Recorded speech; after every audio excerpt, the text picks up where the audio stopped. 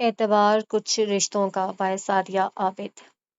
خدیج please جانے دیجیے نا، وہ لجاجت سے بولی تھی، لیکن ان کی تیز نظر سے خائف ہوتی مزید کچھ نہ کہہ سکی تھی اور بے توجہی سے پلیٹ میں چمچہ گھمانے لگی تھی۔ ونی کھانا کھائیے، وہ اس کی بے توجہی محسوس کرتے ہوئے اسے ٹوک گئے تھے۔ ہمیں بھوک نہیں ہے، ان کے کہنے کا الٹا ہی اثر ہوا تھا اور اسے پلیٹ ہی کھسکا دی تھی۔ آپ سے پہلے بھی کئی بار کہہ چکے ہیں کہ ناراضگی کا اظہار کھانے کے سامنے بیٹھ کر نہ کیا کریں۔ ان کے لہجے کی درستگی اس کی آنکھیں نم کر گئی تھیں۔ شینا ہماری دوست ہیں خدیج، اور ہم کیا اپنی دوست کی سالگرہ تک میں نہیں جا سکتے؟ بھیگے لہجے میں واضح شکوہ کیا گیا تھا۔ نہیں، کہ آپ جا سکتی ہوتی تو ہم جانے دیتے، یوں آپ کو ہم سے بحث نہیں کرنا پڑتی۔ یہ جاننے کے باوجود کہ ہمیں بحث پسند نہیں ہے، وہ قدرے ناگواری سے کہہ رہے تھے۔ ہم بحث نہیں کر رہے خدیج کے پاس، ہم تو یہی چاہتے ہیں کہ آپ ہمیں جانے کی اجازت دے دیں۔ وہ کرسی کھسکا کر اٹھ گئے تھے، مگر اس کی اگلی بات نے ان کے قدم روکے تھے اور وہ اس کے بھیگے چہرے کو دیکھنے لگی تھی۔ ہم مناسب نہیں سمجھتے، اگر مناسب سمجھتے تو اجازت دے دیتے، اس لیے بہتر ہوگا کہ یہ ذکر آپ دوبارہ نہ کریں۔ وہ بات مکمل کر کے نکل گئے تھے جبکہ اس کے آنسوں میں روانی آ گئی تھی۔ اماں بھی خدیج کی کڑی نگاہیں، سخت لہجہ اور بے جا پابندیاں کسی دن ہماری جان لے لیں گی۔ وہ اماں بھی کا ہاتھ اپنے کاندھے سے ہٹاتی روتے ہوئے بولی تھی، بیٹا خیر کی بات منہ سے نکالتے ہیں۔ وہ تعصب سے بولی تھیں کہ اس کا رونا ان کو تکلیف دے رہا تھا۔ دیکھ لیجیے گا ایسا ہی ہوگا، وہ غصے میں وسوخ سے کہتی انہیں پریشان چھوڑ کر نکلتی چلی گئی تھی۔ ونی نے کھانا کھا لیا؟ اماں بھی کے ہاتھ سے چائے کا مگ لیتے ہوئے پوچھا تھا۔ آپ کوشش تو کرتی ہیں اماں بھی، ان کا نام میں جواب انہیں مضطرب کر گیا تھا۔ کی تھی حدیث بابا، لیکن بیٹا دودھ تک لینے کے لیے راضی نہ ہوئی کہ وہ تو اس وقت سے بس روئے جا رہی ہیں۔ اماں بی کی بتائی ہوئی تفصیل ان کے اضطراب کو کئی گنا بڑھا گئی تھی۔ آپ کھانا گرم کر کے ونی کے لیے لے کر چلیے، ہم آ رہے ہیں۔ چائے کا مگ ٹیبل پر منتقل کیا اور لیپ ٹاپ سائڈ میں کرتے ہوئے بیڈ سے اتر گئے۔ ونی، ہم آپ کو ایسی جگہ جانے نہیں دے سکتے جہاں سب آپ کے لیے اجنبی ہوں گے۔ وہ رائٹنگ ٹیبل کے ساتھ لگی چیئر کھسکا کر بیٹھتے ہوئے انتہائی نرم لہجے میں بولے تھے کہ وہ کافی زیادہ رو چکی تھی۔ اس کا چہرہ متورم اور آنکھیں سرخی مائل ہو رہی تھی اور اسے یوں دیکھنا ان کے لیے ہمیشہ ہی تکلیف کا باعث ہوتا تھا۔ اس وقت بھی وہ دکھ تعصف میں مبتلا ہو گئے تھے۔ ہمارے لیے تو پورا ہی جہان اجنبی ہے، اس کی غیر متوقع بات پر ان کی آنکھوں میں تحیر سمٹ آیا تھا۔ اور ہم ساری عمر لوگوں کی بھیڑ و دنیا میں میلے میں بھی ہر ایک کے لیے اجنبی ہی رہیں گے کہ اجنبیت کی دیواریں میل ملاپ سے گرتی ہیں، اور آپ کی قید میں رہ کر یہ ممکن نہیں کہ ہم لوگوں سے مل کر اجنبیت دور کریں، روابط و شناسائیاں بڑھائیں۔ وہ دونوں ہی بے اختیار سا اسے دیکھنے لگے تھے کہ اس کے الفاظ ہی نہیں، لہجہ بھی نظر انداز کرنے والا نہ تھا، وہ بھی اس صورت میں کہ شکوہ اس کے لبوں سے پہلی دفعہ ادا ہوا تھا اور چہرے پر بدگمانی کی لکیریں سی بنی تھیں۔ آپ کہنا کیا چاہتی ہیں؟ اندر کی الجھن لہجے سے قدرے عیاں ہو گئی تھی۔ وہی جو آپ سمجھنا نہیں چاہتے، ناراضگی سے ان کے خوبرو چہرے کو دیکھا تھا۔ آپ سمجھائیں گی تو ہم سمجھ جائیں گے، کہیے جو کہنا ہے، وہ سنجیدگی سے بولے تھے۔ ہم نے کبھی کوئی ضد تو کیا، کبھی کوئی فرمائش تک نہیں کی، آپ نے جیسے کہا ویسے کرتے چلے گئے، وہ سوں سوں کرتے کہہ رہی تھی، وہ بے یقینی سے اسے دیکھ رہے تھے۔ مگر ہم اب کوئی چھوٹی بچی تو نہیں رہے نا کہ آپ ہمیں اپنی انگلی کے اشارے پر چلاتے رہیں، ہم بڑے ہو گئے ہیں۔ آپ اب تو ہمیں کم از کم اتنی آزادی تو دیں کہ ہم کچھ کہہ سکیں، دوست کے گھر جا سکیں۔ وہ مزید کہتی کہ ان کی تیز نظر سے خائف ہوتی چپ کر گئی تھی اور وہ کچھ کہے بغیر بڑی تیزی سے وہاں سے نکل گئے تھے، جبکہ اماں بھی کچھ سوچنے لگی تھیں۔ آپ سچ کہہ رہے ہیں حدیث، ہم واقعی اپنی دوست کی برتھ ڈے پارٹی میں جا سکتے ہیں؟ انہوں نے اسے اجازت کیا دی تھی، بے یقین کر ڈالا تھا، مگر انہوں نے سنجیدگی سے اپنی بات دہرائی تھی اور اس کا چہرہ کھل اٹھا تھا۔ Thank you very much. وہ بچوں کی طرح پرجوش سی ہوئی تھی اور وہ اس کو مسرور پا کر بے اطمینانی کے باوجود مسکرا دیے تھے کہ ان کے لیے اس کی خوشی بہت معنی رکھتی تھی۔ جب جانا ہو بتا دیجیے گا، آپ کو اور اماں بھی کو ہم چھوڑ آئیں گے، سنجیدگی سے کہتے صوفے کی جانب بڑھے تھے کہ اس کی اگلی بات پر رک کر اسے دیکھنے لگے تھے۔ ہمیں کل جانا ہے حدیث، بٹ ہمیں شینا کے لیے گفٹ بھی تو چاہیے ہوگا۔ اس کی خوشی اس کے من موہنے شہابی رنگت سے چہرے سے ٹپکی جا رہی تھی کہ انہوں نے اسے غیر متوقع آفر کر دی تھی۔ اس کی ساگر سی آنکھوں میں بے یقینی اتری تھی اور انہوں نے گویا مسکرا کر اپنے فیصلے کی توثیق کی تھی۔ وہ بے انتہا خوشی کے احساس میں گھرتی ان سے لپٹ گئی تھی۔ تھینک یو سو مچ خدیج، آپ بہت اچھے ہیں۔ اس کا لہجہ اندرونی مسرت سے کھنک رہا تھا جبکہ وہ اس کی حرکت پر لمحہ بھر کو ساکت ہوئے تھے اور دوسرے ہی پل اسے ایک جھٹکے سے خود سے دور دھکیل گئے تھے۔ بیہیو یور سیلف حوینہ بخاری۔ वो चटकते हुए लहजे में दुरुस्ती से बोले थे। वो साकित सी उन्हें नम पलकों से देखने लगी थी, जो अचानक ही बहुत अजनबी बन गए थे। अपने जज़्बात, अपने एहसासात को काबू में रखना सीखिए, होवेना कि आप बच्ची नहीं रहीं। उनका बुरी तरह झटकना, बुरी तरह डिपटना उसकी हसास तबीयत पर चोट लगा गया था। आँसू गिरने लगे थे और वो शर्मिंदगी से मिनमिनाई थी। सॉरी, लेकिन वो उसकी माज़रत सुनने को रुके नहीं, बड़ी तेज़ी से कमरा अबूर कर गए। विनी, हम आपसे माज़रत चाहते हैं। हमें कल रात आपको इस बुरी तरह नहीं डाँटना चाहिए था। रात भर रोने और जागने के सबब वो बुखार में मुब्तला हो गई थी और उसकी सूजी आँखें देख वो तमाम गुस्सा ही भुला बैठे थे और माफ़ी तलब करने में भी देर नहीं की थी। हमें आपकी माफ़ी की ज़रूरत नहीं है कि आपके रवैये से ही हम बहुत कुछ समझ गए हैं, बहुत बुरे लगते हैं ना हम आपको। तो प्रॉमिस हदीज, अब हम छुट्टियों में भी हौसल से घर नहीं आया करेंगे।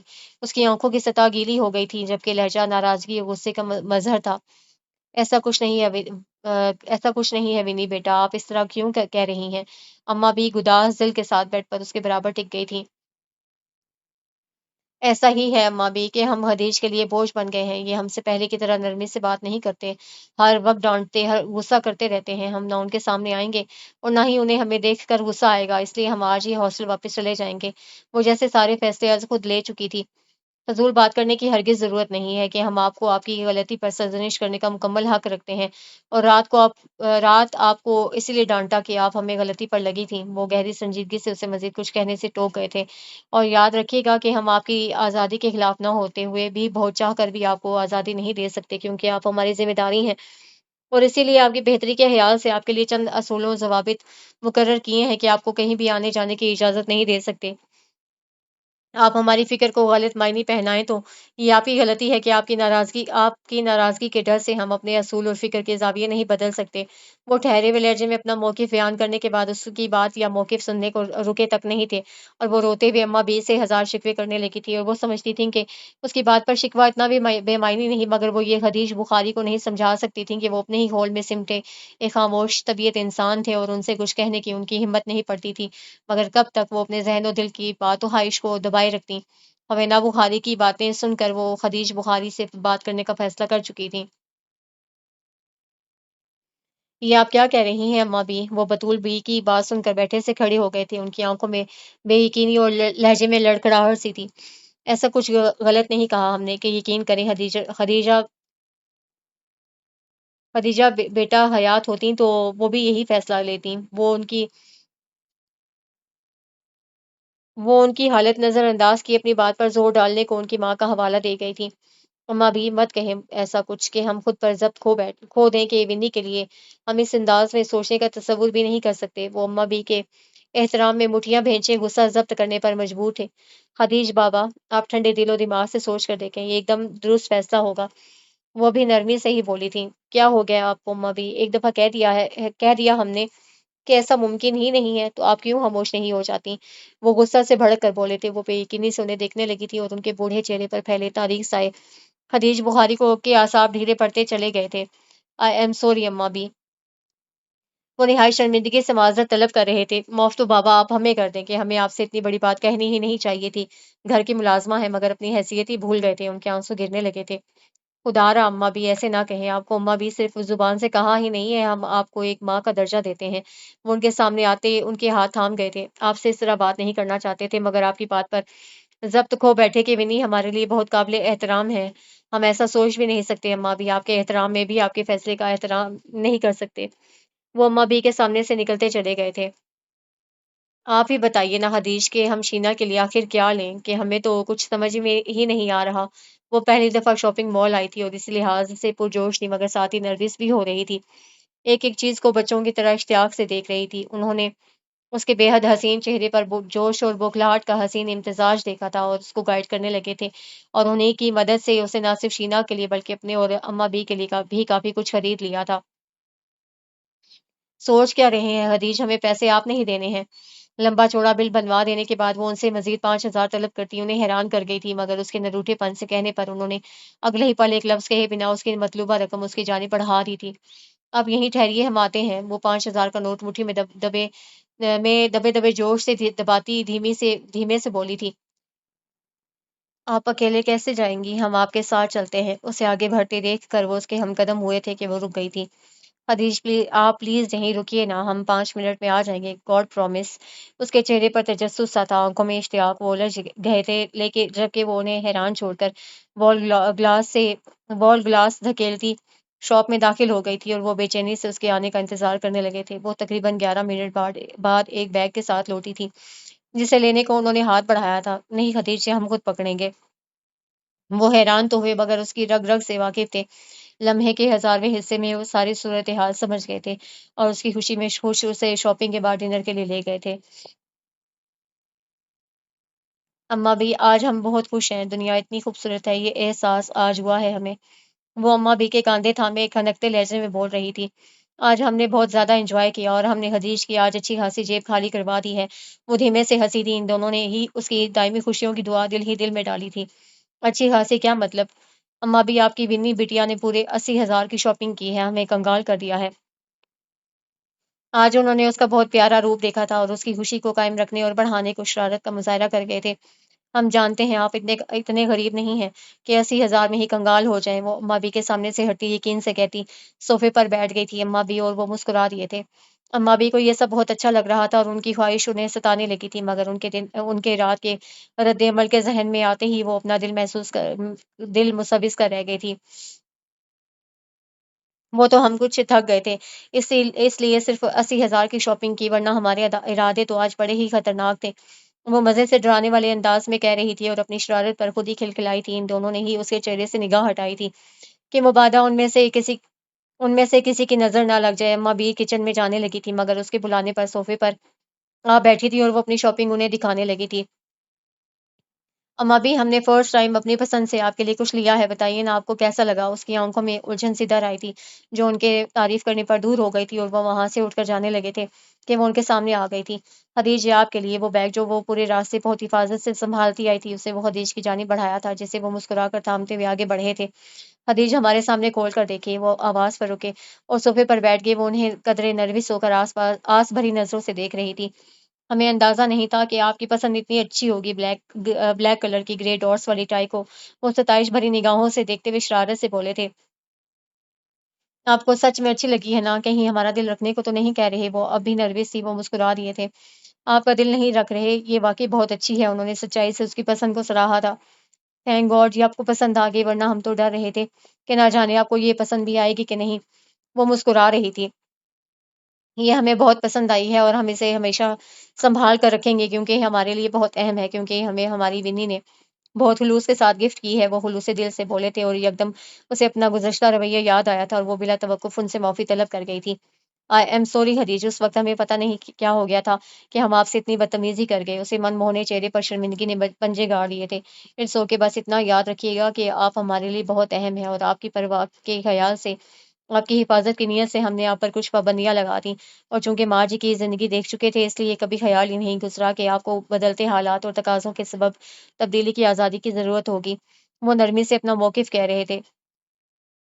हमें कभी खुद से आज़ादी का ख़्याल नहीं आया था, मगर शीना ने हमें बार-बार एहसास दिलाया कि हम एक एबनॉर्मल ज़िंदगी गुज़ार रहे हैं। हमारी ज़िंदगी में बहुत कुछ मिसिंग है, बस उसी के पेश नज़र हम इस तरह सोचने और कहने पर मजबूर हो गए। मगर यकीन करें, हमें आपकी किसी बात से किसी किस्म का इख्तिलाफ़ नहीं है। लेकिन वो भीगे लहजे में कहती एकदम रुक गई थी। आपका रवैया हमें बहुत तकलीफ़ देता है। आप हर बात सख्ती से मना कर देते हैं, जबकि आप नरमी से भी तो हमें समझा सकते हैं। वो झुका सर उठाकर एकदम ही उसके आँसू से भीगते चेहरे को देखने लगे थे। आप नहीं जानते खदीज कि आपका सर्द लहजा, बेतासुर आँखें और यहाँ तक कि आपकी खामोशी भी हमारी हिम्मत तोड़ देती है। आपने क्यों धीरे-धीरे हमसे इतने फ़ासले बढ़ा लिए हैं? वो अब रोने लगी थी। विन्नी, हमने आपसे फ़ासले नहीं बढ़ाए, बस रिश्ते की हकीकत और नज़ाकत के पेश नज़र मोहतात हो गए और चाहते हैं कि आप भी इस हकीकत हकीकत को तस्लीम कर लें। वो काफ़ी देर की खामोशी के बाद बहुत ठहरे हुए लहजे में बोले थे और वहाँ से निकलते चले गए थे, जबकि वो उनकी बात पर गौर करती खामोश बैठी रह गई थी कि उसे इख्तिलाफ़ था भी तो कह नहीं सकती थी। हदीज बुहारी का ज़हन बुरी तरह मुंतशिर था और वो हवेना बुहारी की बातों और अपने रवैये को सोचते वो माज़ी में उतरते चले गए थे। मारिश बुहारी का ताल्लुक सैयद घराने से था। वो दो भाई थे, मारिश बड़े थे और उनसे छोटे अरीश बुहारी थे। मारिश बुहारी का ताल्लुक एक ऐसे घराने से था जहाँ पर्दे का खसूसी ख्याल रखा जाता था। उनके के यहाँ की खवातीन शरई पर्दा करती थी और बहुत ज़रूरत के वक्त घर से निकला करती थी।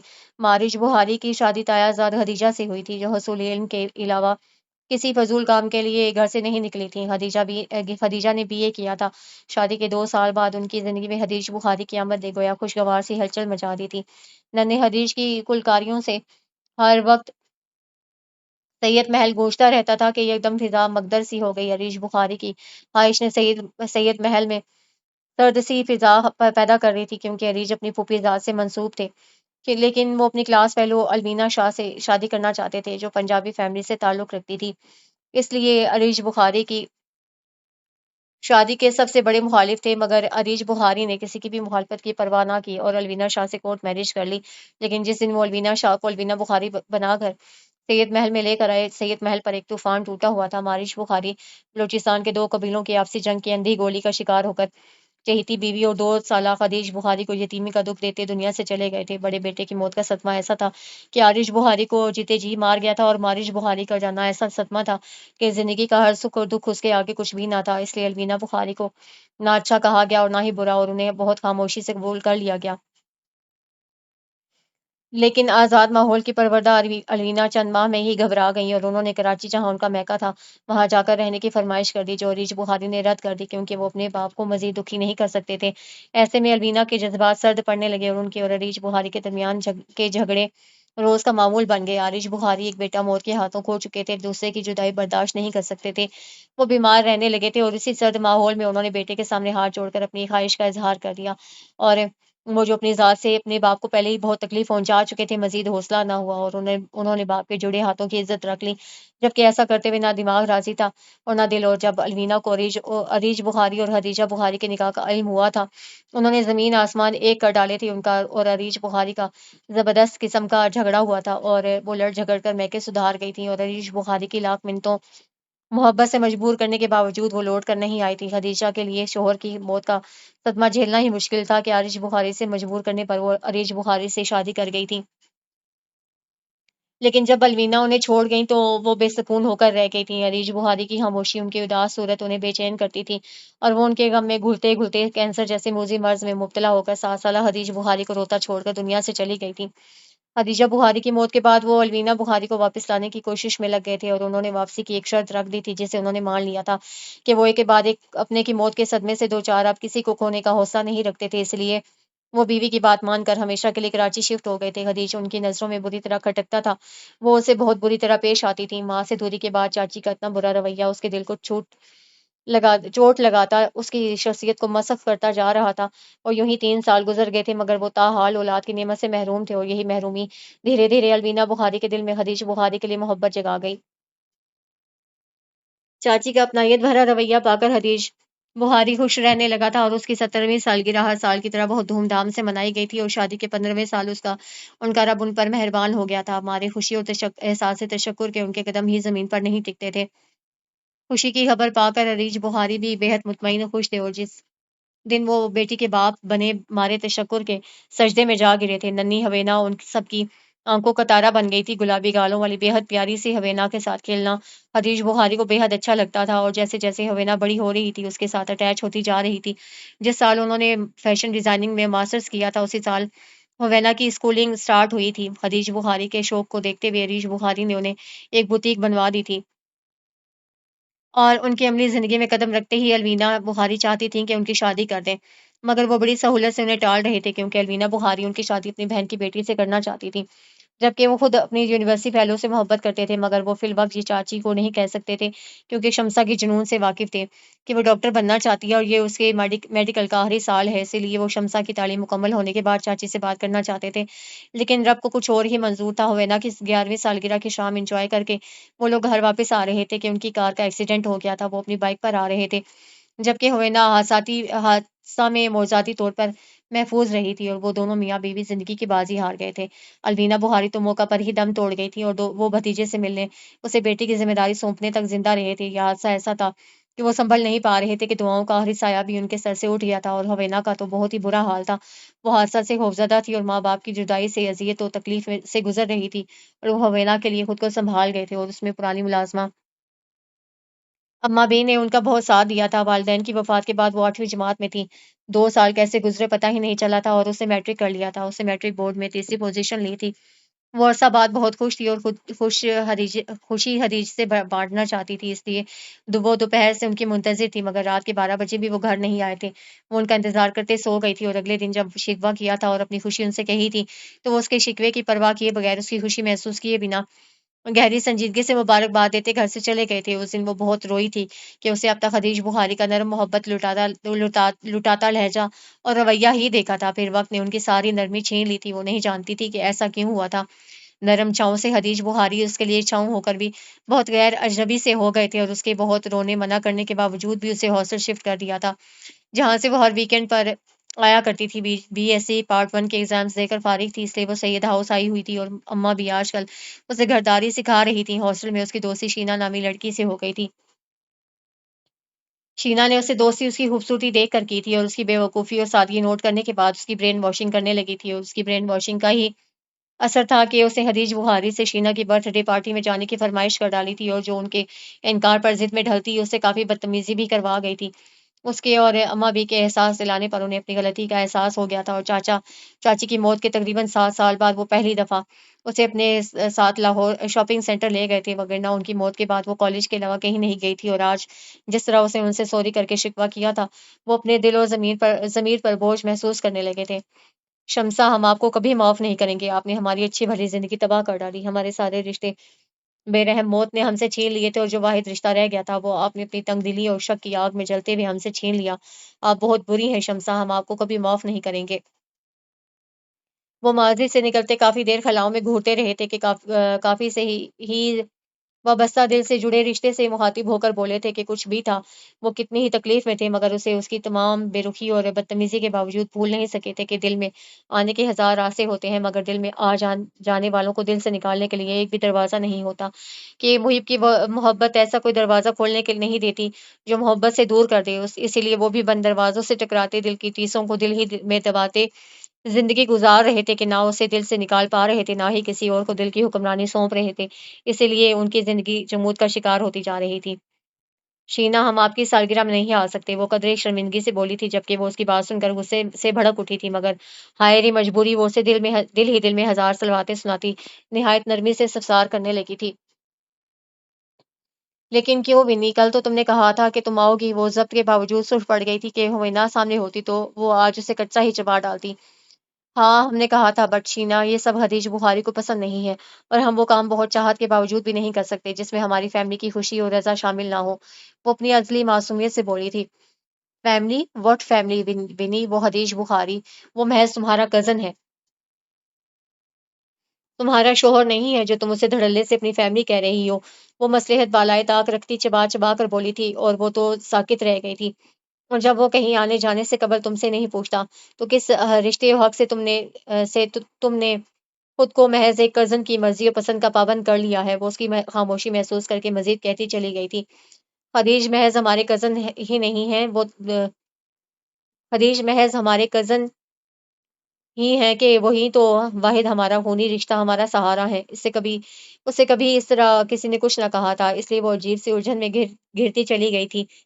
اس کی آنکھوں میں آنسو مچلنے لگے تھے اور وہ بمشکل بھیگے لہجے میں بولی تھی، مگر ان سے تمہارا کوئی شرعی رشتہ نہیں ہے، میرے کزن صفدر سے تو تم نے دوستی سے صاف انکار کر دیا تھا، یہ کہہ کر کہ تم غیر مردوں سے دوستی نہیں کرتی، تو حدیث بخاری سے اپنے رشتے کو تم کیا نام دو گی؟ کہ ایک طویل مدت سے تم ایک نامحرم کے ساتھ رہ رہی ہو، اب ان سے تمہارے رشتے کی نوعیت کیا ہے یہ تو تم اور وہ تمہارا لاڈلا حدیث ہی بہتر جانتا ہوگا۔ وہ اپنی سطحی سوچ بیان کر ہی گئی تھی جبکہ وہ اس کی اتنی گھٹیا گفتگو پر باقاعدہ کانپنے لگی تھی۔ سیل فون اس کے ہاتھ میں لرز اٹھا تھا، وہ خود کو ہوا میں مولڈک تصور کرنے لگی تھی، جبکہ اس کی خاموشی سے اسے گویا شہ مل گئی تھی۔ مزید بکواس کرنے کی اس لیے وہ جو منہ میں آ رہا تھا کہتی جا رہی تھی، تم خوبصورت ہو، جوان ہو، تمہیں دیکھ کر تو بڑے بڑے عابد و زاہد بہک سکتے ہیں، زندہ مثال تو خود میرا کزن صفدر ہے جو تمہاری ایک جھلک پر مر مٹا تھا، اور جس کے کہنے پر بھی میں نے تم جیسی 18ویں صدی کی لڑکی سے راہ و رسم بڑھائے تھے، تو یہ کیسے ممکن ہے کہ تمہارے حسن کا جادو خدیج بخاری پر نہ چلا ہو؟ اور ایسے ہی تو تم اس کی ہر بات پر لبیک نہیں کہتی، یہ کرامات تو کسی خواہشات کا ہی پیش خیمہ لگتی ہیں، وہ تنفر سے کہہ رہی تھی۔ بکواس بند کیجیے اپنی، وہ یکدم ہی حلق کے بل چیخ اٹھی تھی۔ حقیقت پر تم پردہ نہیں ڈال سکتی ہو، حوینا بخاری، اور اپنے حدیث سے ذرا فرصت ملے تو کرنا مجھ سے مجھ سے رابطہ کے ایک صفدر ہی نہیں، بہت سے مرد تمہارے حسن کو خراج پیش کرنے کو دل و جان سے تیار ہو جائیں گے، اور صفدر تو تمہیں کچھ گھنٹوں کی منہ مانگی قیمت ادا کر دے گا۔ بس ذرا اپنے حدیث سے ذرا سی بے وفائی کرنی پڑے گی۔ اس نے کمینگی اور عامیانہ پن کی بھی حد کراس کر دی تھی۔ شٹ اپ شینا، ہمیں اندازہ ہی نہیں تھا کہ آپ ہمارے بارے میں اس طرح سوچتی ہیں، آپ کو اتنی گھٹیا گفتگو کرتے شرم آنی چاہیے۔ وہ باقاعدہ کانپتی روتے ہوئے کہہ رہی تھی، بھئی مجھے تو یہ بھی پتا ہے پتا کہ شرم کے سیڑھیا کا نام ہے۔ تمہاری اطلاع کے لیے عرض ہے کہ میں ایک کال گرل ہوں، اور تم میں مجھے نہیں، وہ صفدر حیات کو انٹرسٹ ہے، اور اسی کے کہنے پر میں نے تم سے دوستی کی کہ صفدر میرا کزن نہیں ہے، میں اس کی منظور نظر ضرور ہوں، اور اس کا نگاہ انتخاب جب تم پر ٹھہرا تو مجھے غصہ بھی آیا تھا، حسد بھی محسوس ہوئی تھی، مگر صفدر نے نوٹوں کی گڈیاں دے کر غصہ اور حسد کو بھسم کر ڈالا۔ اسے آج ہر حقیقت عیاں کر ڈالی تھی، اپنی سوچ سے اپنے عزائم تک، اور اس نے بے ساختہ منہ پر ہاتھ رکھ لیا تھا کہ صدمے و بے چینی سے اس کا برا حال تھا۔ مگر میں تم پر اپنا بہت وقت برباد کر چکی ہوں، صفدر کو تمہارا موبائل نمبر دے دوں گی، پھر وہ جانے اور تم۔ وہ اب اکتائے ہوئے انداز میں بولی تھی، ہرگز نہیں، آپ کسی کو بھی ہمارا نمبر نہیں دیں گی۔ وہ تڑپ کر چیخی تھی، مجھے تمہاری اجازت کی ضرورت نہیں ہے، اللہ حافظ۔ اس نے بکواس کر کے فون بند کر دیا تھا، اور وہ سن سی بیٹھی رہ گئی تھی۔ اوکے، اسی وقت اس کے کمرے کے دروازے پر دستک ہوئی تھی۔ اس نے اٹھ کر روم لاکڈ کر دیا تھا کہ وہ حدیث بخاری کی مخصوص دستک پہچان گئی تھی، اسی لیے اب دروازے سے ٹیک لگائے بری طرح سے سکنے لگی تھی کہ شینا کی باتیں اس کے کانوں میں گونجتی اسے بے چین کر رہی تھی۔ ونی، دروازہ کھولیے، ہمیں بتائیے کیا ہوا ہے۔ وہ جو دستک دینے کے بعد دروازہ کھلنے کے منتظر تھے، اس کے رونے کی آواز سن کر متفکر سے بلند آواز میں کہہ گئے تھے، آپ ہمارے کچھ نہیں لگتے حدیث، آپ سے ہمارا کوئی شرعی رشتہ نہ ہونا ہمیں ذلت اور رسوائی کے پاتال میں دھکیل گیا ہے۔ اس کی ہچکیاں بندھنے لگی تھیں اور شینا کے ذلت میں ڈوبے لفظ تیر کی طرح چبھنے لگے تھے۔ ہم اب آپ کا کبھی سامنا نہیں کر پائیں گے، کبھی بھی نہیں حدیث، کہ شینا نے ہمارے رشتے، ہمارے کردار پر انگلی اٹھا کر ہمیں جیتے جی مار ڈالا ہے۔ وہ متفکر سے دروازہ پیٹ رہے تھے، پریشانی سے اسے پکار رہے تھے، اور وہ بلک بلک کر روتی خود سے کہے جا رہی تھی، آپ دروازہ کھولیں ونی، ورنہ ہم دروازہ توڑ دیں گے۔ تفکر پر جیسے ہی اشتعال غالب آیا، وہ چیخ پڑے تھے، اور ان کی بات سن کر وہ زمین سے اٹھی۔ اس کے ذہن میں یکدم ہی منفی سوچ ابھری تھی، اور سوچ کے ابھرتے ہی اس کی نگاہ متلاشی انداز میں چکرانے لگی تھی، جیسے روم فریج کے اوپر رکھی باسکٹ میں چھری نظر آ گئی تھی، اور اسے لپک کر جیسے اپنے قبضے میں لیا تھا، اور آؤ دیکھا نہ تاؤ اپنی داہنی کلائی کی رگ بے دردی سے کاٹ ڈالی تھی۔ آپ دروازہ توڑ دیں حدیث بابا، کہ اب تو ان کے رونے کی آواز بھی نہیں آ رہی، مجھے بڑا ڈر لگ رہا ہے، اس طرح تو ونی بیٹا کبھی نہیں کرتی۔ اماں بھی چلی آئی تھی، مگر ان کی بھی ہر کوشش شکارت گئی تھی، اور آواز آنا بند ہوئی تھی، تو وہ دونوں ہی نہ جانے کیوں بہت بے چین ہو گئے تھے، اور جس وقت وہ دروازہ توڑ کر کمرے میں داخل ہونے میں کامیاب ہوئے تھے، گرے کارپیٹ لہو رنگ ہو رہا تھا، اور وہ دونوں ہی دیوانہ وار اس پر جھکے تھے۔ حدیث بخاری نے اس کے ہنسوں سے زرد چہرے کو دیکھتے ہوئے دل کی دھڑکن چیک کی تھی، اور افطار معمول سے کم ہونے کے باوجود کسی امید کے تحت اسے باہوں میں اٹھائے ہاسپٹل کی جانب دوڑ گئے تھے، اور اس کے بچپن کی حدود سے نکلنے کے بعد پہلی دفعہ تھا کہ انہوں نے اسے چھوا تھا، کہ وگرنہ جب اس نے بچپن کو خیر بات کہہ کر جوانی کی دہلیز پر قدم رکھا تھا، وہ نہ اسے نظر بھر کر دکھتے تھے، اور نہ ہی دعا تک کے لیے اس کے سر پر دست شفقت رکھتے تھے، کہ وہ اتنے ہی محتاط پسند تھے، مگر ان کی تمام محتاط پسندی، اچھی اور نیک تربیت و فطرت سب بیکار گئی تھی، کہ برائی دیکھنے والی آنکھ نے برائی دیکھے بنا بھی مفروضوں کی بنیاد پر برائی نہ صرف دیکھی تھی، بلکہ اس کا یوں کھلا اظہار کیا تھا کہ وہ خودکشی جیسی حرام فعل کی مرتکب ہوئے لمحے بھر کو بھی کانپی تک نہ تھی، جبکہ وہ تو اس کے اس اقدام کو لے کر مضطرب ہو گئے تھے، بے چینی سے آئی سی یو کے باہر ٹہل رہے تھے، کہ آئی سی یو کا دروازہ کھلا تھا، اور وہ بڑی بے قراری و عجلت میں آگے بڑھے تھے، کہ اپنے پورے وجود کے ساتھ ڈہ گئے تھے، کہ ان کے وہم و گمان میں بھی نہ تھا کہ کئی برس بعد اس دشمن جان سے یوں سامنا ہوگا۔ ان کو دیکھ کر ساکت تو وہ بھی رہ گئی تھی، مگر ان کی نسبت بڑی پھرتی سے خود کو کمپوز کر گئی تھی، جبکہ وہ اسے یک ٹک دیکھ رہے تھے۔ ان کی آنکھوں میں یکدم وہی بے قرار سی چاہت ڈیرا جما چکی تھی جو اس کے لیے مخصوص تھی۔ آپ کی پیشنٹ اب خطرے سے باہر ہیں، انہیں کچھ ہی دیر میں پرائیویٹ روم میں شفٹ کر دیا جائے گا۔ لہجہ بھر کو اس کا دل دھڑکا تھا، مگر وہ دل کی آواز کو پہلے کی طرح نظر انداز کرتی پیشہ ورانہ سنجیدگی سے کہتی نکلتی چلی گئی تھی، اور وہ ساکت کھڑے رہ گئے تھے، نہ اس کے پیچھے جا سکے تھے، اور نہ ہی ونی کے لیے آگے بڑھ سکے تھے۔ ہمیں کیوں بچایا؟ ہمیں نہیں جینا، ہمیں مر جانے دیا ہوتا۔ وہ اماں بی کو دیکھ کر سسکی تھی، کیا ہو گیا ہے ونی بیٹا آپ کو؟ کیوں کر رہی ہو ایسی باتیں؟ جانتی ہو نا آپ کہ خودکشی حرام ہے، تو پھر کیوں مرنے جا رہی تھی حرام موت؟ وہ بھیگی پلکوں سے اس کے محترم زرد چہرے کو دیکھ رہی تھی۔ ہم کچھ نہیں جانتے، ہمیں بس اتنا پتا ہے کہ ہمیں نہیں جینا، ہم مر جانا چاہتے ہیں۔ اس کے رونے میں شدت آ گئی تھی۔ بکواس بند کیجیے اپنی، خاموش تماشائی بنے حدیث بخاری پھنکارے تھے، اور ان کی موجودگی سے لا علم ان کے سامنے ان سے خائف وہ خود اذیتی سے لب چبانے لگی تھی۔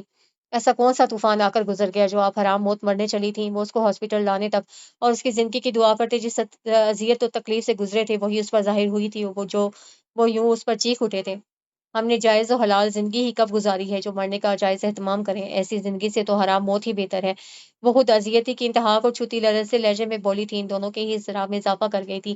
ونی پلیز ہمیں بتائیے آپ کیوں اتنی ڈسٹرب اور ڈس ہارٹ ہیں؟ وہ اس کے لفظوں پر بے چین ضرور ہوئے تھے، مگر اس کی دگرگوں حالت دیکھ کر خود کو کمپوزڈ کرتے اسٹول کھینچ کر اس پر بیٹھے تھے اور نہایت شفقت سے پوچھا تھا، آپ ہمارے لیے کیوں کس حق اور رشتے سے پریشان ہو رہے ہیں؟ چلے جائیے یہاں سے۔ وہ جتنی نرمی اور شفقت سے بولے تھے وہ اسی قدر بھڑک کر چیخی تھی، بیہیو یور سیلف، یہ گھر نہیں ہاسپٹل ہے، ہم یہاں کوئی تماشا نہیں لگانا چاہتے۔ وہ اس کے انداز پر دبے دبے غصے سے بولے تھے، آپ کس تماشے سے بچنا چاہتے ہیں؟ ہم تماشا بن چکے ہیں، ہمارے پاک دامن پر شفاف کردار پر کیچڑ اچھالی گئی اور ہم چپ رہے کہ ہمارے پاس اپنی صفائی میں کہنے کو ایک لفظ نہیں تھا۔ وہ کمزوری کے باوجود اٹھ کر بیٹھ گئی تھی اور چہرہ ہاتھوں میں چھپائے بری طرح بلک رہی تھی۔ اس کے ہاتھ میں لگی ڈرپ کے لیے لگی نیڈلز نکل گئی تھی اور خون رسنے لگا تھا۔ ونی گڑیا، ہم آپ کی غیر مبہم لاجانی باتیں نہیں سمجھ پا رہے، آپ کو کس نے کیا کہا ہے؟ ہمیں بتائیے پلیز۔ وہ اس کی باتوں سے ہی نہیں اس کے بلکنے پر بھی تڑپ اٹھے تھے اور نہایت نرمی سے شفقت بھرے پچکارنے والے انداز میں استفسار کرتے اس کے کاندھے پر ہاتھ رکھ گئے تھے اور گویا ایسا کر کے انہوں نے قیامت کو آواز دے ڈالی تھی، مت چھوئیں ہمیں، دور ہو جائیں ہم سے، ہمارا آپ سے کوئی رشتہ نہیں ہے، آپ ہمارے محرم نہیں ہیں، نہ آپ ہمارے باپ ہیں، نہ ہمارے شوہر، تو پھر کس حق سے آپ نے ہمیں چھوا؟ وہ ان کا ہاتھ اپنے کاندھے سے بے دردی سے جھٹکتی ہسیانی انداز میں چیخ رہی تھی اور کب سے ضبط کرتے اشتعال کو دباتے حدیث بخاری اپنا ضبط کھو بیٹھے تھے اور اس پر ہاتھ اٹھا لیا تھا۔ زبان سے ایک لفظ مزید نکالا تو ہم آپ کو جان سے مار دیں گے، خونخوار لہجے میں کہتے نکلتے چلے گئے تھے، جبکہ وہ گال پر ہاتھ رکھ کے مزید بلکنے لگی تھی۔ اس کے چیک اپ کے ارادے سے آئیں ڈاکٹر شمسا واپس پلٹ گئی تھیں کہ ان کا دل جلنے لگا تھا اور دماغ سلگ اٹھا تھا، جبکہ حیران پریشان سی اماں بھی روتے ہوئے اسے چپ کرانے کی ناکام کوشش کرنے لگی تھی۔ اماں بی، ونی کو دیکھنے آج شام کچھ لوگ آئیں گے، آپ تیاری کر لیجیے گا، وہ ناشتہ کرتے ہوئے کہتے اماں بی کو ساکت کر گئے تھے۔ حدیث بابا، ابھی بٹیا مکمل سے حجاب نہیں ہوئی ہے، یہ وقت اس مسئلہ کو اٹھانے کا نہیں ہے کہ آپ ان کی ذہنی حالت سے بھی واقف ہی ہیں، وہ کہے بغیر نہیں رہی تھی، سب جانتے ہیں اماں بھی، اور جو نہیں جانتے وہ بتانے کو راضی نہیں ہے، مگر ہم نہ بچے ہیں نہ ہی کوئی کم عقل انسان ہے، ان کے رویے و باتوں سے جتنا سمجھ پائے ہیں اسی کی روشنی میں یہ قدم اٹھا رہے ہیں کہ ہم جلد از جلد اپنے فرض سے سبکدوش ہو جانا چاہتے ہیں۔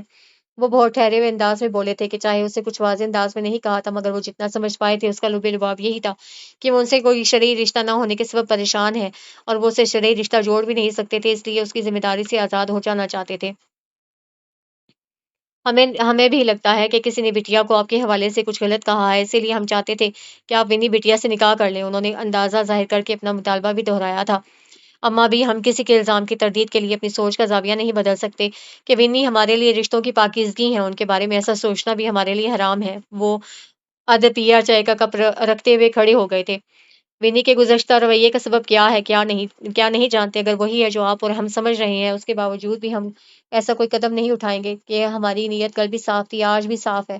بندوں کی عدالت میں چاہے ہم پر کتنی ہی انگلیاں اٹھ جائیں، ہمیں 100 کوڑے سرے راہ مار لیے جائیں، مگر ہماری سوچ، ہمارا عمل اللہ کی عدالت میں کامیاب ٹھہریں گے کہ ہماری اوقات نہیں تھی کہ ہم ونی کی ذمہ داری اٹھانے کے قابل ہو پاتے، مگر جس نے ذمہ داری ڈالی تھی اسی رب نے ہمیں آج تک ہمیں ہمارے عمل میں سرخرو کیا ہے اور آگے بھی کرے گا۔ وہ بہت سنجیدہ تھے اور ٹھہرے ہوئے لہجے میں اپنا موقف بیان کر گئے تھے۔ آپ مہمانوں کے لیے انتظام کر لیجیے گا، وہ 6 بجے تک آئیں گے۔ وہ وہاں سے نکلتے چلے گئے تھے اور ان کے کہے کے مطابق وہ وقت پر آ گئے تھے۔ لڑکے کا نام شاغل حمید تھا جو حدیث بخاری کا مینیجر تھا، اور اس کی نیک فطرت اور دھیما سنجیدہ مزاج دیکھتے ہوئے ہی انہوں نے خود شاغل سے شادی کی نہ صرف بات کی تھی بلکہ اس کی فیملی کے دیکھنے کے لیے ہوینا کی تصویر بھی دی تھی۔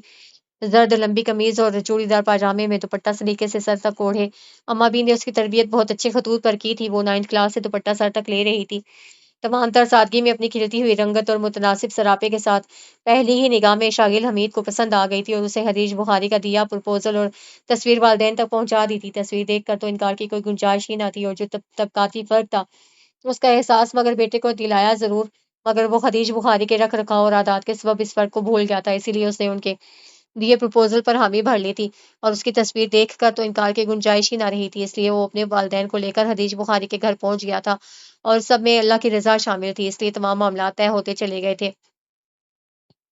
انہوں نے محض 15 دن بعد تک کی تاریخ دی تھی، اور دن کیسے گزرے وہ جان ہی نہیں سکے تھے، اور خوشیوں کا دن آن پہنچا تھا، اور انہوں نے اس کی خوشیوں اور سلامتی کی دعا کرتے ہوئے اسے شاگل حمید کے ساتھ بڑی شان و شوکت سے رخصت کر دیا تھا۔ شاگل حمید پر بے اختیاری کا دور اترا ہوا تھا، وہ اسے یکٹک دیکھ رہا تھا، جو مکمل 16 سنگھار کیے اس کے سیر سجائے بیٹھی تھی، اور اس کی اس کی ٹکٹکی باندھے دیکھنے پر اس پر گھبراہٹ سوار ہو گئی تھی، پلکیں لرزنے لگی تھی، چہرہ لہو چھلکانے لگا تھا، وہ لب دانتوں تلے کچلنے لگی تھی کہ اسے مسکراتے ہوئے اسے کاک بھرے انداز میں اس کا ہنائی چوڑیوں سے بھرا ہاتھ تھام لیا تھا۔ وہ اس کے لمس پر بے اختیار اسے دیکھنے لگی تھی، اور اس کے اسمائل پاس کرنے پر پوری حجاب سی حیا کے ساتھ اپنے اندر ہی سمر سی گئی تھی۔ کیسی ہیں آپ مسز ہوینا شاگل؟ اسے ہاتھ کھینچنا چاہا تھا، اس لیے شرارتی انداز میں تنبیہ کی تھی اور مسرور سے انداز میں استفسار کیا تھا۔ ہم اچھے ہیں، وہ نگاہ جھکائے منمنائی تھی، اس کے لہجے میں واضح لرزش تھی جو اس کے لبوں پر اجلی سی مسکان کھلا گئی تھی۔ آپ کو دیکھنے سے پہلے تک میں بھی بہت اچھا تھا، اس کا نرم شائستہ لہجہ شرارت کی چغلی کھا رہا تھا۔ وہ بے اختیار اسے دیکھنے لگی تھی، اور اس کے خوبرو چہرے پر بکھری نرم سی دوستانہ مسکراہٹ دیکھ کر اس کی گھبراہٹ کچھ کم ہوئی تھی۔ آپ ہماری شادی سے خوش ہیں ہوینا؟ آپ کو مجھ سے شادی پر کوئی اعتراض نہیں ہوا؟ گمبھیر لہجے میں استفسار کیا تھا۔ جو جی نہیں، اس کی نگاہ خود پر محسوس کرتی وہ گھبرائے سے لہجے میں منمنائی تھی۔ آپ کو اعتراض کیوں نہیں ہوا؟ کیا میں آپ کو اچھا لگا تھا؟ اس کا گھبرایا سا معصومانہ انداز اسے شرارت پر مزید اکسا گیا تھا۔ نہیں تو؟ اس کی گھبراہٹ میں اضافہ ہوا تھا۔ اوہ، میں آپ کو اچھا کیوں نہیں لگا تھا؟ اس کے لبوں پر تبسم، نگاہوں میں شرارت تھی، جسے محسوس کرتے ہوئے بھی وہ روحانسی ہو گئی تھی۔ جب آپ ہمارے گھر آئے تھے ہم نے آپ کو غور سے دیکھا ہی نہیں تھا، مگر پھر بھی ہمیں شادی پر اعتراض نہیں ہوا، کیونکہ آپ کو ہمارے لیے حدیث نے منتخب کیا تھا، اور وہ ہمارے لیے کوئی غلط فیصلہ نہیں لے سکتے، اور ان پر یقین کے سبب آپ آج آپ کے سامنے موجود ہیں۔ وہ خود کو کمپوز کرتی دھیمے مگر نرم لہجے میں کہتی چلی گئی تھی۔ سر نے جب آپ کا پروپوزل میرے سامنے رکھا، مجھے حیرانگی ہوئی تھی کہ آپ اور ہمارے اسٹیٹس میں زمین آسمان کا فرق ہے، اور جب اس فرق کی جانب میں نے اشارہ کیا تو سر نے بڑی خوبصورتی سے اس مسئلے کو ٹال دیا، یہ کہہ کر کہ یہ اللہ کی مصلحت ہے، وہ چاہے جسے جو عطا کر دے۔ بس پھر میں نے رضامندی دکھائی، اور سر نے آپ کی تصویر مجھے دیکھنے کے لیے دے دی، اور میں پہلی نظر میں ہی آپ کے معصوم حسن کا اسیر ہو گیا۔ وہ بہت نرمی سے تمام تر تفصیل ہی نہیں، حقائق دل بھی اس کے گوش گزار کر گیا تھا۔ اس کے چہرے کی سرخی میں حیا کی کچھ اور ملاوٹ ہو گئی تھی، اور آنکھیں الگ حیا کے بار سے مزید جھکتی چلی گئی تھی، مگر ذہن کے کسی کونے میں یہ بات سرسرانے لگی تھی کہ خدیج بخاری نے آگے بڑھ کر شاگل حمید سے اس کی شادی کی بات کی تھی، اور یہ سرسراہٹ اسے بے چین کر رہی تھی کہ کیوں انہوں نے خود سے بات کی۔ وہ مزید بھی کچھ کہہ رہا تھا، مگر اس کی توجہ بڑھ چکی تھی، اور تبھی شاگل حمید کا سیل فون بڑی شد و مت سے بجنے لگا تھا۔ ان فسوں خیز لمحات میں یہ مداخلت اسے سخت بری لگی تھی، اس لیے اسے کوئی توجہ نہیں دی تھی کہ میسج ٹون سن کر اسے لامحالہ سائٹ پر پڑا سیل فون اٹھا لیا تھا۔ تمہارے ساتھ تو بڑی ناانصافی ہو گئی ہے میرے یار، تمہارے نکاح میں جو لڑکی آئی ہے وہ حدیث بخاری کی اترن ہے۔ وہ میسج تھا، کوئی قیامت تھی جو اس پر سے گزر گئی تھی۔ اس کا چہرہ خطرناک حد تک سرخ پڑ گیا تھا، اور وہ بیڈ سے اٹھ گیا تھا اور پھٹی پھٹی نگاہوں سے اسے دیکھ رہا تھا۔ تمہاری شادی ایک ایسی لڑکی سے ہو گئی ہے جس نے رشتہ تو اپنے کزن حدیث بخاری سے رکھا ہوا تھا، مگر دلہن تمہاری بن گئی ہے کہ اس سے حدیث بخاری کا دل بھر گیا تھا، تبھی تو خود آگے بڑھ کر تم سے بات کی، اور تم اس کی چکنی چپڑی باتوں اور دولت کی لالچ میں آگے تف ہے تمہاری مردانگی پر، جو تم ایک ایسی لڑکی کے ساتھ اپنی گھرستی بنانے جا رہے ہو جو کسی کی اترن ہے۔ دوسرا میسج اس نے مکان کی انداز میں کھول کر پڑھا تھا، مگر اس کے کانوں سے دھواں نکلنے لگا تھا، ماتھے کی سبز رگیں ابھر آئی تھی، اور اس نے تیسری میسج فون پر ہی موبائل دیوار پر دے مارا تھا۔ اتنا بڑا دھوکہ! وہ جو کچھ دیر قبل اسے پیار سے دیکھنا، نرمی سے بات کر رہا تھا، اشتعال کی زد پر کھڑا خونخوار نگاہوں سے اسے گھورتے ہوئے بڑبڑایا تھا، تم جو بھی فیصلہ لو بہت سوچ سمجھ کر لینا، کہ یہ جو امیر لوگ ہوتے ہیں وہ محض اپنے مفاد کے ہوتے ہیں، اس رشتے کے پیچھے ان کا کیا مفاد ہے ہم نہیں سمجھ سکتے۔ بس تم سوچ لو کہ کہیں زندگی کا اتنا بڑا فیصلہ غلط طے نہ ہو جائے۔ اس کی بڑبڑاہٹ کے درمیان ہی میں اسے اپنے کانوں میں اپنی ماں کی آواز گونجتی سی محسوس ہوئی تھی، اور اس کی آنکھوں میں مرچیں سی بھرنے لگی تھی۔ اشتعال کی زد پر آتا وہ اس کی طرف بڑھا تھا، اور بازو سے پکڑ کر جارحانہ انداز میں اسے بیڈ سے نیچے گھسیٹ لیا تھا۔ وہ اس افتاد پر انگشت بداندار رہ گئی تھی، اور اس کا وجود یوں کھینچے جانے پر لڑکھڑائی تھی، مگر وہ اسے اپنے مقابل کھڑا کر چکا تھا۔ تمہارا حدیث بخاری سے کیا رشتہ ہے؟ تمام خوشکن احساسات سمندر کی جھاگ کی مانند بیٹھ گئے تھے۔ وہ قہر آلود نگاہوں سے اس کے حسین چہرے کو دیکھتا تنفر سے پوچھ رہا تھا، چپ چپ چپ رہیں یا جھوٹ بولیں، زندہ زمین میں دفن کر دوں گا۔ وہ مرنے مارنے پر تلا تھا، اور وہ خوف سے کانپنے لگی تھی۔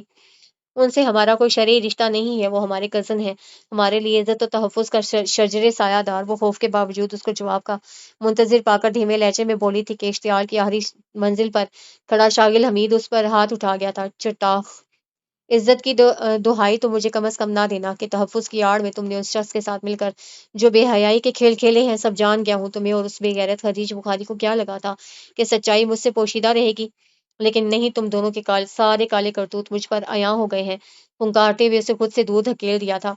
میں چاہوں تو اتنا بڑا فریب دینے کے جرم میں تمہیں وہ سزا دوں کہ تم کسی کو منہ تک دکھانے کے قابل نہ رہو، مگر حرف تو میری عزت، میری غیرت پر بھی آئے گا، اور میں اس خدیج بخاری کی طرح عزت نفس پرست نہیں ہوں کہ حسن دیکھ کر شرعی تقاضے اور خدا کا فرمان ہی فراموش کر ڈالوں کہ ویسے بھی میں کسی کے تھوکے ہوئے کو چاٹنے والوں میں سے نہیں ہوں۔ صبح ہوتے ہی یہاں سے دفع ہو جانا، ورنہ کہیں میں اشتعال میں آ کر تمہاری ناپاک خون سے اپنے ہاتھ ہی نہ رنگ بیٹھوں، اس لیے واپس اپنے یار کے پاس چلی جانا۔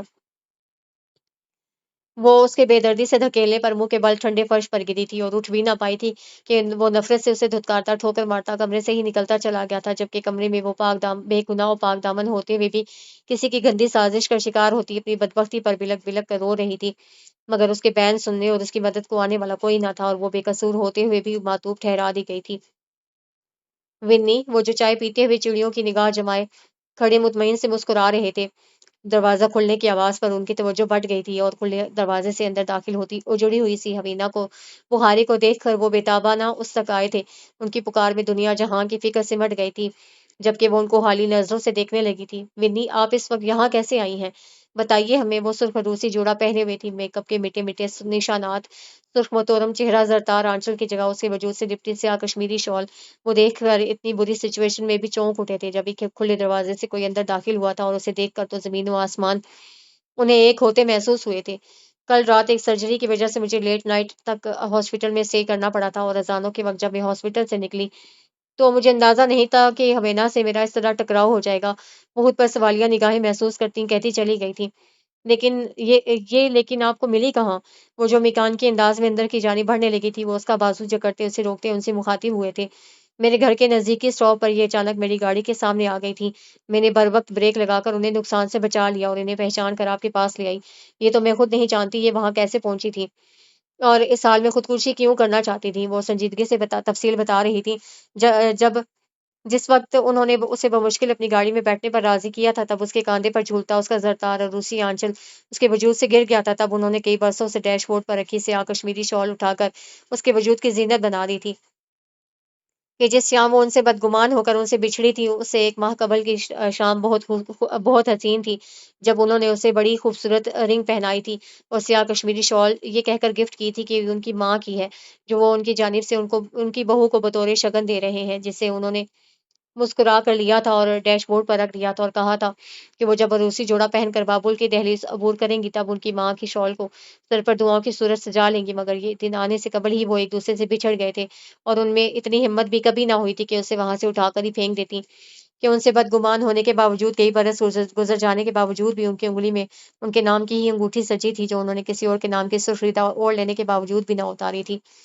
ونی، خدا کے لیے آج چپ نہ رہنا، ہمیں بتاؤ کیا ہوا ہے؟ شاغل نے آپ سے کیا کہا؟ وہ اسے شانوں سے تھام کر جھنجھوڑتے ہوئے بولے تھے۔ شاغل حمید نے ہمیں آپ کی اترن کہہ کر بے دردی سے ٹھکرا دیا، وہ کسی روبوٹ کی طرح بولی تھی، اور وہ گویا کرنٹ کھا کر اس کی شانوں سے ہاتھ کھینچتے فاصلے پر ہو گئے تھے۔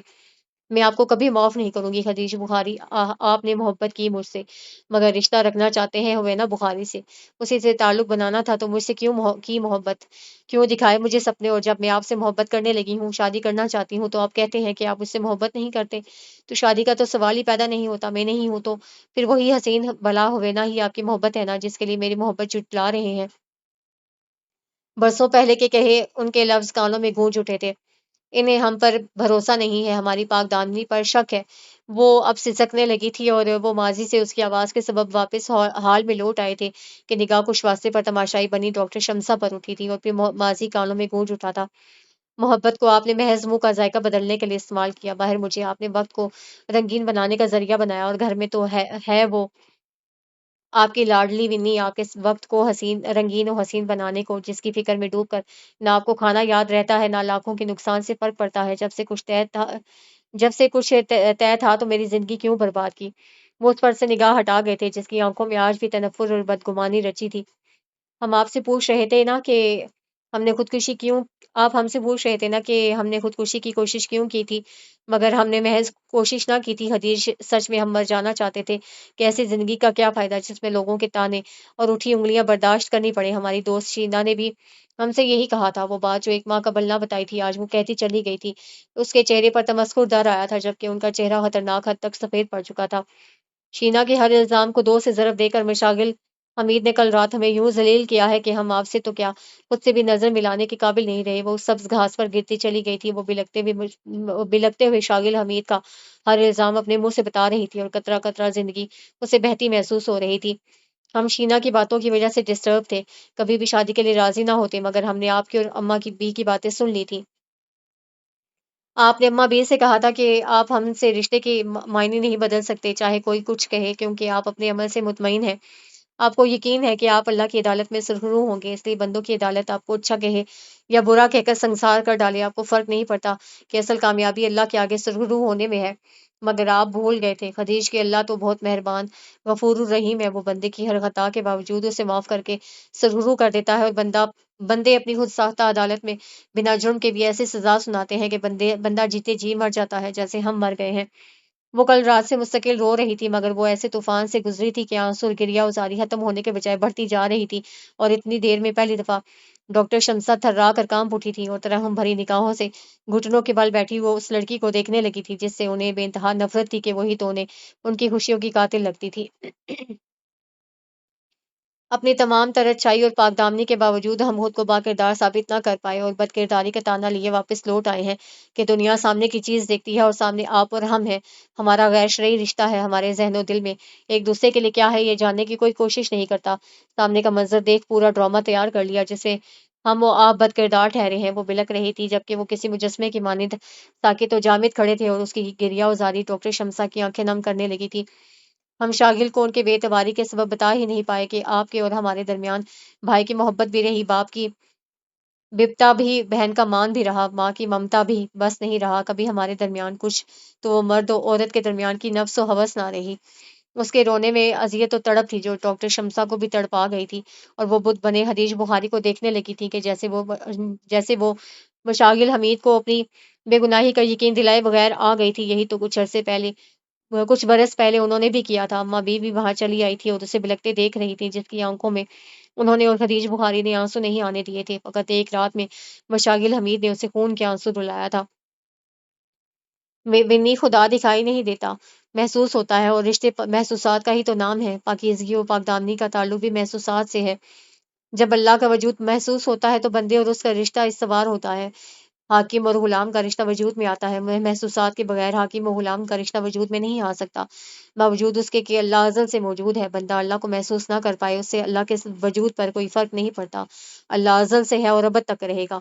لون میں موت کا سا سناٹا چھا گیا تھا، وہ بول بول کر تھک چکی تھی اور اس سناٹے میں اس کی سسکیاں دراڑیں ڈال رہی تھی۔ جب وہ بت پاش ہوا تھا اور گھٹنوں کے بل عین اس کے سامنے بیٹھ گئے تھے اور انہوں نے اس کے آنسو صاف کیے تھے اور ٹھہرے ہوئے لہجے میں کہنا شروع کیا تھا، یکدم اس کی سسکیاں تھم گئی تھی، خاموش فضا میں ان کی آواز رقص کرنے لگی تھی۔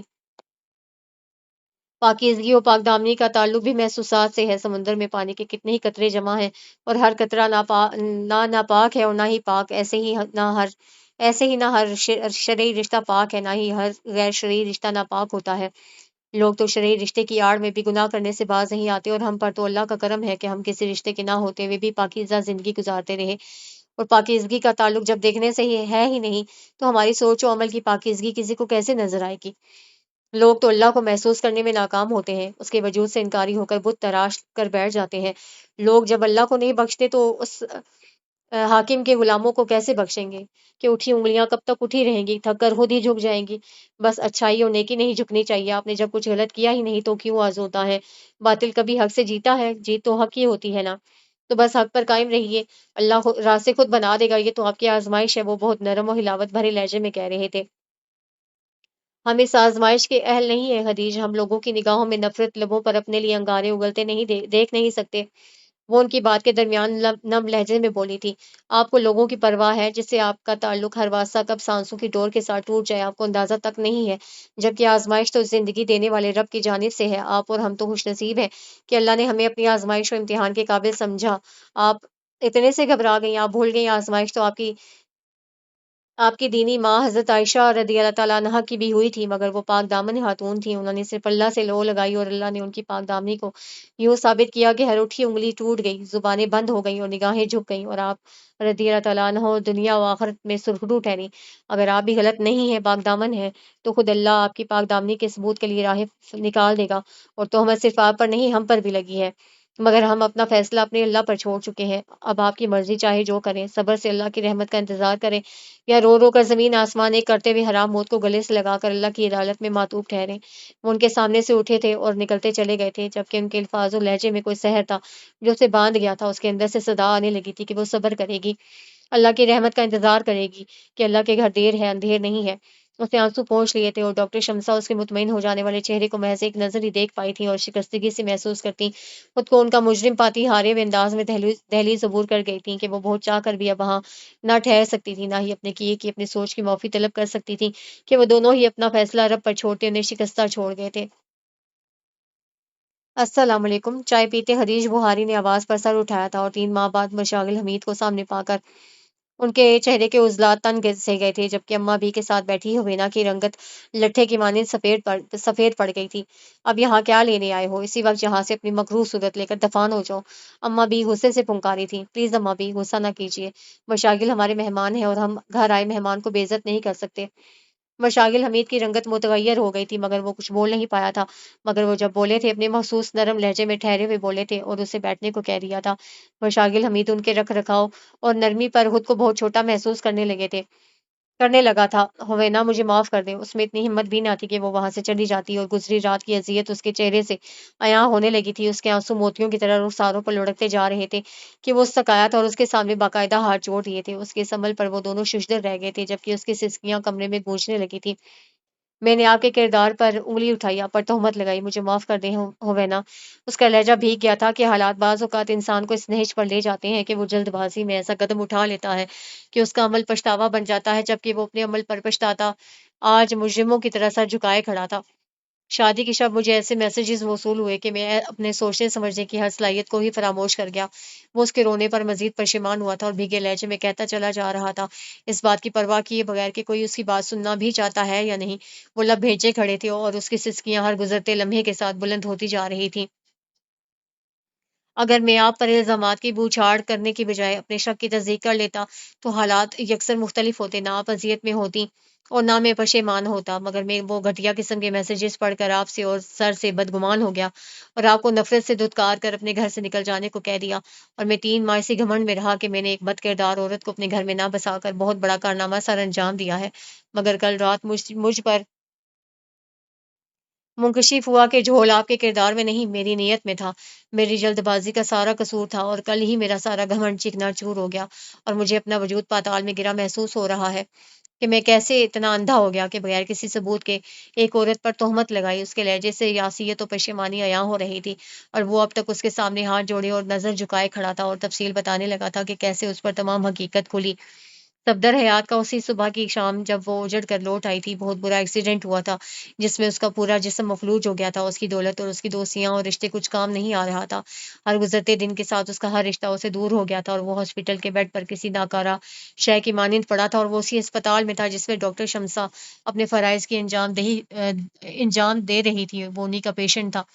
انہیں ہر گزرتے دن کے ساتھ ہی لگتا تھا کہ جیسے وہ کچھ کہنا چاہتا ہے، مگر اس کی حالت میں کسی قسم کا سدھار نہ تھا، اور 2 ہفتے قبل اس کی حالت بہت بگڑ گئی تھی، اور اس کے اشارے سمجھتے ہوئے انہوں نے اسے کاغذ پینسل پکڑائی تھی، جس پر اس نے اپنی تمام تر طاقت لگا کر 3 نام درج کر دیے تھے: ہوینا، خدیج، مشاغل۔ وہ ناموں کو دیکھ کر ہی چونک اٹھی تھی۔ یہ نام تم کیا کہنا چاہتے ہو؟ وہ بے قراری سے پوچھ رہی تھی، مگر اس کی حالت بگڑنے لگی تھی، اور وہ اس کے معالج ہونے کے باوجود اس کا ٹریٹمنٹ نہیں کر پائی تھی، کہ وہ تو ناموں پر الجھی تھی۔ بتاؤ مجھے، کیسے جانتے ہو انہیں، کیا کہنا چاہتے ہو؟ اس کی حالت پہ نظر انداز کیے انہوں نے اس کو شانوں سے پکڑ کر جھنجھوڑ ڈالا تھا، اور اس کی آنکھوں سے آنسو گرنے لگے تھے، اور اس نے بگڑتی ہوئی حالت کے ساتھ کچھ اشارے کیے تھے جو وہ پریشانی میں محسوس نہیں کر پائی تھی، اور وہ ان کے سوالوں کا جواب دیے بغیر اذیت سے تڑپتے ہوئے معافی کی خواہش دل میں لیے دنیا سے چلا گیا تھا، اور وہ مستقل اس کے والدین کے بارے میں ہی سوچ رہی تھی۔ اس کے والدین سے بھی ملی تھی، لیکن سب بے سود رہا تھا، اور وہ 1 ہفتہ بیمار رہنے کے بعد پھر سے ہاسپٹل آنے لگی تھی۔ ڈاکٹر صاحبہ، کیا آپ اس شخص کو جانتی تھی جو اس کے دیے اشارے کو سمجھ گئی تھی؟ کہ ان ناموں کے ذریعے مجھے تو کچھ سمجھ نہیں آیا تھا، نرس کے ذہن میں جو سوال گردش کر رہے تھے وہ پوچھے بغیر نہیں رہی تھی، اور وہ یہ نہیں بولی تھی کہ وہ اس شخص کو نہیں، ان ناموں کو جانتی تھی نہیں، اور مجھے زندگی بھر افسوس رہے گا کہ میں یہ جان نہیں پائی کہ آخر وہ کہنا کیا چاہتا تھا، وہ یاسیت سے بولی تھی۔ ڈاکٹر صاحبہ، آپ نے شاید اس وقت نوٹ نہیں کیا تھا، مگر مجھے لگا تھا جیسے وہ موبائل فون کی طرف اشارہ کر رہا تھا۔ نرس کی بات پر وہ چونک اٹھی تھی۔ یہ تم کیسے کہہ سکتی ہو؟ بے قراری سے بولی تھی۔ اس وقت آپ بھول گئی تھیں کہ آپ ڈاکٹر ہیں اور اس مرتے ہوئے شخص کا آپ نے علاج کرنا ہے، اسی لیے میں نے ڈاکٹر وارسی کو بلانے کے لیے اپنے سیل فون سے انہیں کال کی تھی جب میں نے اس کی نگاہیں محسوس کی تھی، اور مجھے یہی لگا تھا جیسے وہ کسی سے بات کرنا چاہتا ہے۔ نرس آگے بھی کچھ کہہ رہی تھی مگر ان کے کانوں میں سسکتی ہوئی بھیگی آواز گونج اٹھی تھی۔ مشاغل ہم سے بہت نرمی و عزت سے بات کر رہے تھے کہ ان کے موبائل پر کال اور میسیجز آنے لگے، اور پھر ان کا ہم سے رویہ بدل گیا۔ انہوں نے ہمیں نفرت سے دھتکار دیا۔ نرس اور ہومینا کی باتیں گڈ ہونے لگی اور انہوں نے دوڑ لگا دی، دیوانوں کی طرح بھاگتے ہوئے پارکنگ تک پہنچی تھی اور ریش ڈرائیونگ کر کے وہ صفدر حیات کے گھر پر موجود تھی۔ اس کی والدہ انہیں دیکھ چڑ سی گئی تھی کہ پہلے ہی انہوں نے ان کا بہت وقت برباد کیا تھا۔ صفدر کا سیل فون مجھے نہیں پتا کہاں ہے، آپ پلیز یہاں سے جاؤ، اب آپ نے ہمارے گھر آ کر ہمیں پریشان کیا تو ہم پولیس سے رابطہ کریں گے۔ انہوں نے چھوٹتے ہی صفدر کے موبائل کا پوچھا تھا، تب وہ قدرے غصے سے بولی تھی، آپ صرف ایک بار مجھے صفدر کے کمرے میں اس کا موبائل ڈھونڈنے دیں، بخدا اس کے بعد میں آپ لوگوں کو پریشان نہیں کروں گی۔ انہوں نے باقاعدہ ملتجی انداز میں کہتے ہوئے ان کے سامنے ہاتھ جوڑ دیے تھے اور انہوں نے نہ چاہتے ہوئے بھی انہیں اجازت دے دی تھی۔ صفدر کا سیل فون اس کے بیڈ کی سائڈ ٹیبل کی دراز میں رکھا ہوا بآسانی مل گیا تھا، کیونکہ اللہ نے اس کی بے گناہی اسی طور ثابت کرنی تھی، اور جس دن صفدر کا ایکسیڈنٹ ہوا تھا وہ سیل فون ساتھ لے کر لے گیا تھا کہ ویسے بھی یہ اس کا خفیہ نمبر تھا، اسی سے وہ اکثر لڑکیوں کو تنگ کرتا تھا۔ ڈاکٹر شمسا نے سب سے پہلے کانٹیکٹ لسٹ اوپن کی تھی مگر انہیں ہوینا کا یا مشاغل کا نمبر نہیں معلوم تھا، اس لیے وہ کانٹیکٹ لسٹ میں ان دونوں کے نمبر موجود ہونے کے باوجود پہچان کا مرحلہ طے نہیں کر سکی تھی، اور انہوں نے ڈائل کیے نمبرز اوپن کیے تھے۔ صفدر نے رات کے 2:30 بجے کانٹیکٹ لسٹ میں رقیب کے نام سے محفوظ نمبر پر 3 مسڈ بیلز دی تھیں کہ کال ریسیو نہیں کی گئی تھی۔ انہوں نے ڈیٹیلز کو غور دیکھا، دوبارہ ریڈ کیا تھا، اور تاریخ انہیں چونکا گئی تھی کیونکہ 16 اگست کو وہ خدیج بخاری سے بچھڑی تھیں، اس لیے یہ تاریخ انہیں فراموش نہیں ہوتی تھی، اور جس صبح انہوں نے اسے بخاری ولاس چھوڑا تھا اس دن 16 اگست تھی، اور آخری کی گئی کال 16 اگست 2:35 کی تفصیل ظاہر کر رہی تھی۔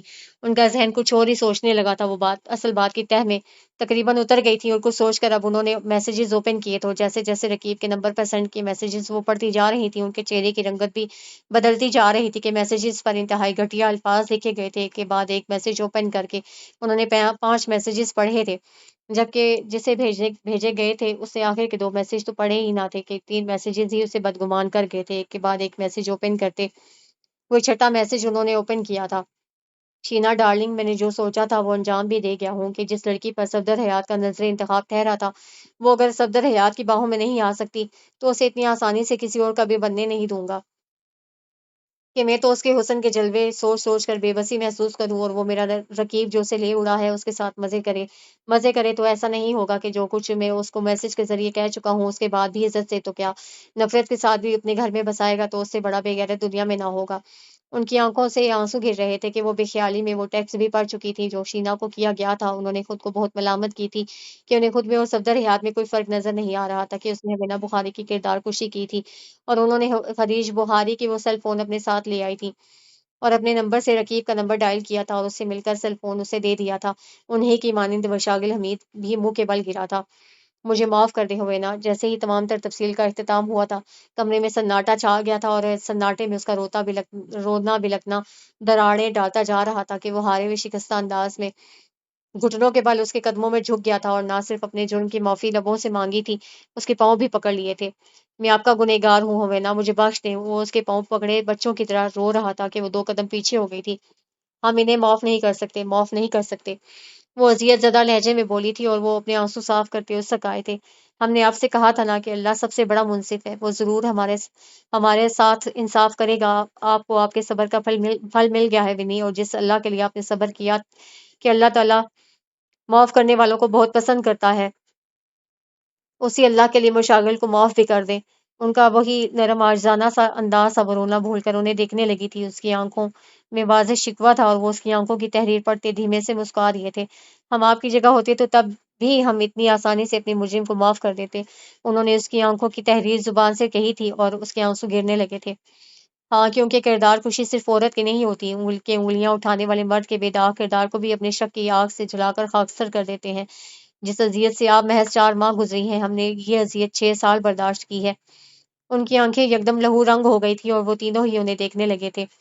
اور پھر بھی ہم انہیں معاف کر چکے ہیں کہ ہم نے اپنا معاملہ اللہ پر چھوڑ دیا تھا، اور اس منصف نے جب انصاف کر دیا ہے، ہمیں اپنی رحمت سے بندوں کی عدالت میں بھی سرخرو کر دیا ہے، تو ہم کیوں اپنے رب کی نافرمانی کے مرتکب ہوں کہ ہمارا اللہ معاف کرنے والوں کو پسند کرتا ہے، اور ہماری دی ایک معافی اگر ہمیں ہمارے اللہ کے قریب کر سکتی ہے، اس کے پسندیدہ لوگوں میں کی صف میں جگہ دے سکتی ہے، تو ہزاروں ہزار تو لاکھوں اذیتیں بھی فراموش کی جا سکتی ہیں، اور ہم نے اپنے رب کی رضا کے لیے انہیں معاف کر دیا ہے۔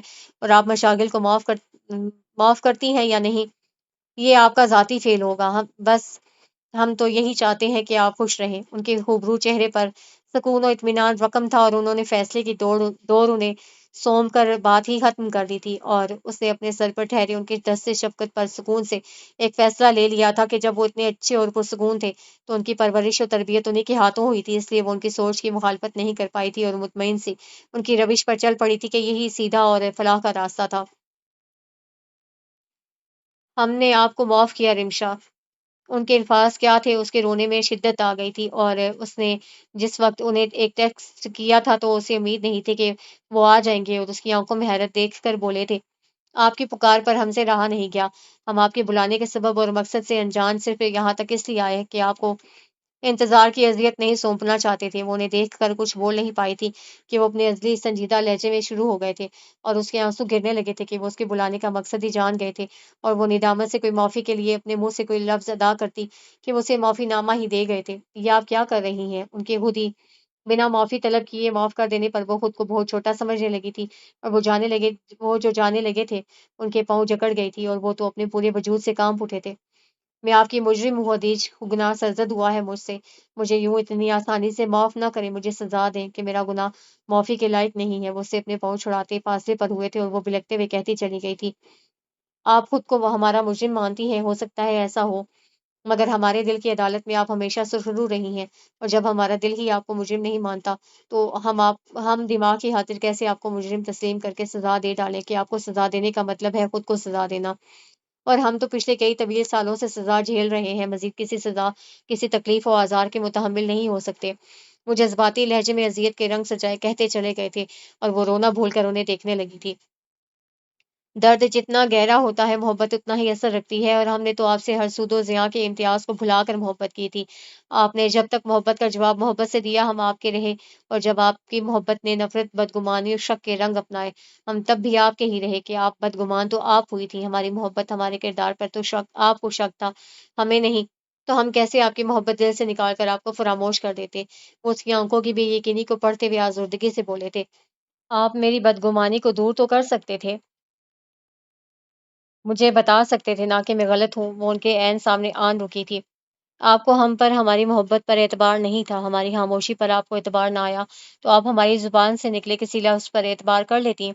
وہ سرخ آنکھوں سے ان کے متورم چہرے کو دیکھتے دل گرفتگی سے سوال کر گئے تھے، اسے برزخ میں اتار گئے تھے، مجھے اعتبار کرنا محبت کرنا ہی نہیں آیا، میں آپ سے محبت کرنے کے باوجود شک کی اندھی آگ میں جھلستی آپ کو خود سے دور کر گئی، اتنے سال آپ سے دور رہی، بدگمان رہی، کبھی خیال آیا بھی کہ آپ ایسے نہیں ہیں، آپ ایسے ہو ہی نہیں سکتے، اپنے ہی خیال کو جھٹک کر بدگمانی کو مضبوط کرتی رہی، آپ سے بیک وقت محبت و نفرت کرتی رہی، ہوینا سے نفرت کرتی رہی، اس کے لیے بددعائیں کرتی رہی، وہ ان کے قدموں میں ہی گرتی چلی گئی تھی۔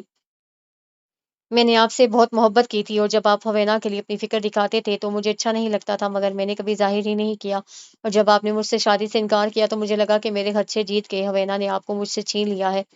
وہ ہچکیوں کے درمیان بول رہی تھی، اور وہ 2 قدم پیچھے لے گئے تھے اور ضبط سے اس کو سن رہے تھے۔ آپ کی آنکھوں میں صرف میں رہنا چاہتی تھی، اور جب آپ نے شادی سے انکار کیا تو میں نے وہ تمام اسباب گھڑ لیے جو سوچے تک نہ تھے، اور میرے لگائے ہر الزام کو اپنی خاموشی سے سن لیا۔ میں آپ کی طرف سے بے اعتبار و بے یقین ہو گئی تھی، تو آپ نے بھی مجھے یقین و اعتبار سونپنے کی کوشش نہ کی۔ وہ نم آنکھوں میں شکوے لیے انہیں دیکھنے لگی تھی۔ ہم آپ کی سوچ سے انجان تھے، نہیں جانتے تھے کہ آپ انہی کے بارے میں کس طرح سوچتی ہیں، کہ وہ تو اس وقت محض میٹرک کی اسٹوڈنٹ تھیں، ہم انہیں ایک بچی کی طرح ٹریٹ کرتے تھے، وہ دنیا میں ہمارا واحد رشتہ ہے، اسی لیے ہم ہمیشہ ان کے لیے فکر مند رہے۔ آپ ان کے لیے کس حد تک غلط گمان کرتی ہیں یہ تو ہمیں اس دوپہر پتہ چلا جب ہم نے آپ سے شادی نہ کرنے کی بات کی، ہم تو حیران رہ گئے تھے کہ ہمارے انکار سے ونی کا کیا تعلق، اور جب آپ نے ونی اور ہمارے متعلق مغالطات اپنی زبان سے نکالے تو ہمارے دل نے خواہش کی تھی کہ زمین پھٹے اور ہم اس میں سما جائیں، لیکن ایسا کچھ نہیں ہوا۔ رمشا آپ کہتی رہیں اور ہم سنتے رہے۔ ہم نے وہ سب سنا جو ذہن و دل کے پردے پر کبھی نہیں لہرایا تھا، مگر ہم نے اپنی صفائی میں ایک لفظ نہیں کہا کہ اپنی صفائی پیش کر دیتے تو آپ شرمندہ ہوتی، اور ہم آپ کو شرمندہ نہیں کرنا چاہتے تھے۔ وہ ان سے قدرے فاصلے پر کارپیٹ پر گر سے گئے تھے۔ آپ کو صفائی پیش کر دیتے تو آپ شادی کا مطالبہ کرتی، ہم سے شادی نہ کرنے کا جواز مانگتی جو ہم نہیں دے سکتے تھے، اس لیے آپ کو بدگمان ہی چھوڑ کر آپ سے جدا ہو گئے۔ لیکن آپ کی جدائی نے ہمیں جتنا نہیں مارا جتنا آپ کے لفظوں، آپ کے شک نے ہم سے لمحہ لمحہ جینے کا حق چھینا ہے۔ آپ اتنی بے رحم کیسے ہو سکتی ہیں رمشا کہ آپ نے یوں ہمیں اپنی نظروں سے گرا دیا، خود کو ہم سے چھین لیا، ہمیں اذیتوں کے حوالے کر دیا، ہم سے ہماری ونی کو چھین لیا۔ وہ ونی جو ہمارے چاچا کی بیٹی تھی، جنہیں ہم بیٹا کہتے تھے، جو ہمارے ہاتھوں میں پلی بڑھی تھی، ہمارا ہاتھ ان کے سر پر دست شفقت بن کر ٹھہرتا تھا، اور آپ نے محض اپنے شک و بدگمانی کے سبب ونی کو بے ساہباں کر دیا۔ ہم نے ان سے نرم لہجے میں بات کرنی چھوڑ دی، ہم ان کے سر سے اپنا ہاتھ کھینچ لیا، وہ ہماری طرف لپکتی رہیں اور ہم ان سے کنارہ کشی کرتے گئے، اور پھر بھی ہماری ذات، ہمارا کردار پھر سوال بن گیا۔ مشاغل حمید پر بھروسہ کیا اور انہوں نے بھی آپ کی روش اپنائی، ونی کو بے اعتبار کر ڈالا۔ ہم کہاں غلط تھے رمشا، جو ہمارے ساتھ آپ نے اور مشاغل نے اتنی سنگدلی دکھائی؟ ہمارا ہر سانس ہمارے لیے آزار بنا دیا۔ ان کی آنکھوں سے آنسو گرنے لگے تھے۔ آپ کو کھونے سے ڈرتی تھی، اور جب آپ نے جدائی کا پروانہ تھمایا تو مجھے یہی لگا کہ آپ ہوینا کی وجہ سے مجھ سے شادی نہیں کرنا چاہتے۔ میرے سوچنے سمجھنے کی ہر صلاحیت ہی مفلوج ہو گئی تھی، وہ سسک اٹھی تھی۔ اور ایسی کیا بات تھی کہ آپ نے میری غلط فہمی دور نہ کی؟ بتائیے مجھے، کیوں کیا تھا آپ نے مجھ سے شادی سے انکار کیا؟ آج آپ کو میں چپ نہیں رہنے دوں گی۔ آپ کی خاموشی کی میں نے پہلے ہی بہت سزا جھیلی ہے۔ صفدر حیات کے موبائل فون کے ذریعے سچائی مجھ پر نہ کھلتی تو مزید جھیلتی رہتی، دنیا تو اپنی خراب کر ہی لی تھی۔ دو پاک باز لوگوں پر بہتان باندھنے کے سبب میری آخرت بھی خراب ہوتی، اس کے رونے میں بدستور اضافہ ہو رہا تھا۔ ہم نے آپ کو معاف کر دیا ہے اور اللہ سے دعا کریں گے کہ آپ کو معاف کر دیں۔ وہ آسین کے کف سے آنسو رگڑتے کھڑے ہو گئے تھے۔ جواب دیے بغیر نہیں جا سکتے آپ خدیج، وہ ان کا بازو تھام گئی تھی۔ گزرا وقت آ نہیں سکتا رمشا، جو ہوا اسے بھول جائیے، اور یہ یقین رکھیے کہ آپ کے ہر الزام نے کیسے ہی ہمارا جگر چھلنی کیا ہو، آپ کے الفاظ کی باز گزشت ہماری نیند کی راہ میں آتی رہی ہو، ہم نے آپ کے لیے کبھی دست بدعا بلند نہ کیا، ہمیشہ اللہ سے آپ کے لیے دعا کی۔ ہم نے مشکل وقت کو اللہ کی رضا جان کر گزارا، اس لیے آپ کو معاف نہ کرنے کا سوال ہی نہیں ہے، وہ اپنے مخصوص ٹھہرے ہوئے لہجے میں کہتے چلے گئے تھے۔ ہم آپ کے اطمینان کے لیے ذہن و دل کے سچائی و آمادگی سے کہہ دیتے ہیں کہ ہم نے آپ کو معاف کیا۔ آپ خود کو ہمارا مجرم سمجھنا چھوڑ دیں۔ وہ نرمی سے اس کا ہاتھ اپنے بازو سے ہٹا گئے تھے۔ خاموشی اور اثار ہر مسئلے کا حل نہیں ہوا کرتے خدیجہ، اور آپ نے جو غلطی 4 سال پہلے کی تھی اس کو دہرا رہے ہیں، مجھے میری الجھنوں کے ساتھ چھوڑ کر جا رہے ہیں۔ جبکہ سوال کے جواب نہ ملے تو بدگمانی کو جنم دیتے ہیں۔ پہلے شاید میری محبت کی شدت نے مجھے آپ سے بدگمان کر دیا تھا، اور ایسا پھر ہوا تو اس میں آپ کی اچھائی کا ہاتھ ہوگا۔ اس کی نم مگر بھاری آواز پر ان کے قدم تھم گئے تھے۔ جب آپ کو پہلی دفعہ یونیورسٹی میں دیکھا تھا، ہم نے تبھی فیصلہ کر لیا تھا کہ آپ سے ہی شادی کریں گے، اسی لیے تو ماں جی کی شال آپ کو دی تھی۔ وہ ان دونوں کی یادوں کو وہ ان دنوں کی یادوں، ان خوشگوار لمحات میں کھو سے گئے تھے، مگر ہم نے سوچا بھی نہیں تھا کہ قسمت ہمارے ساتھ اتنا بھیانک مذاق کرے گی۔ ہمیں اپنی خواہشات، اپنے ارمان اپنے ہی قدموں تلے روند کر آپ سے اپنی راہیں الگ کرنی پڑیں گی۔ انہوں نے اذیت سے اپنے لب بھیج کر گویا خود کو کمپوز کرنے کی ناکام کوشش کی تھی۔ آپ کی خوشیوں، آپ کی آسودگی اور آپ کے وجود کی تکمیل کے لیے ہمیں ایک ایسا فیصلہ لینا پڑے گا کہ ہم اندر سے مر جائیں گے، مگر ہم نے آپ کے لیے اپنا نہیں سوچا۔ ہمارے ساتھ میں آپ کی آسودگی پھن پھیلائے بیٹھی تھی، اس لیے ہم نے آپ سے کہہ دیا کہ ہم آپ سے شادی نہیں کر سکتے کہ رمشا ہم ایک حادثے میں بہت بڑی کمی کا شکار ہو گئے تھے، اور ہم سے شادی کے بعد جس کی آپ بھی شریک بن جاتی، اور یہ ہمیں گوارا نہیں تھا کہ رمشا کہ ہم آپ کو دھوکا دیتے، آپ کو آپ کے حق سے محروم کر دیتے۔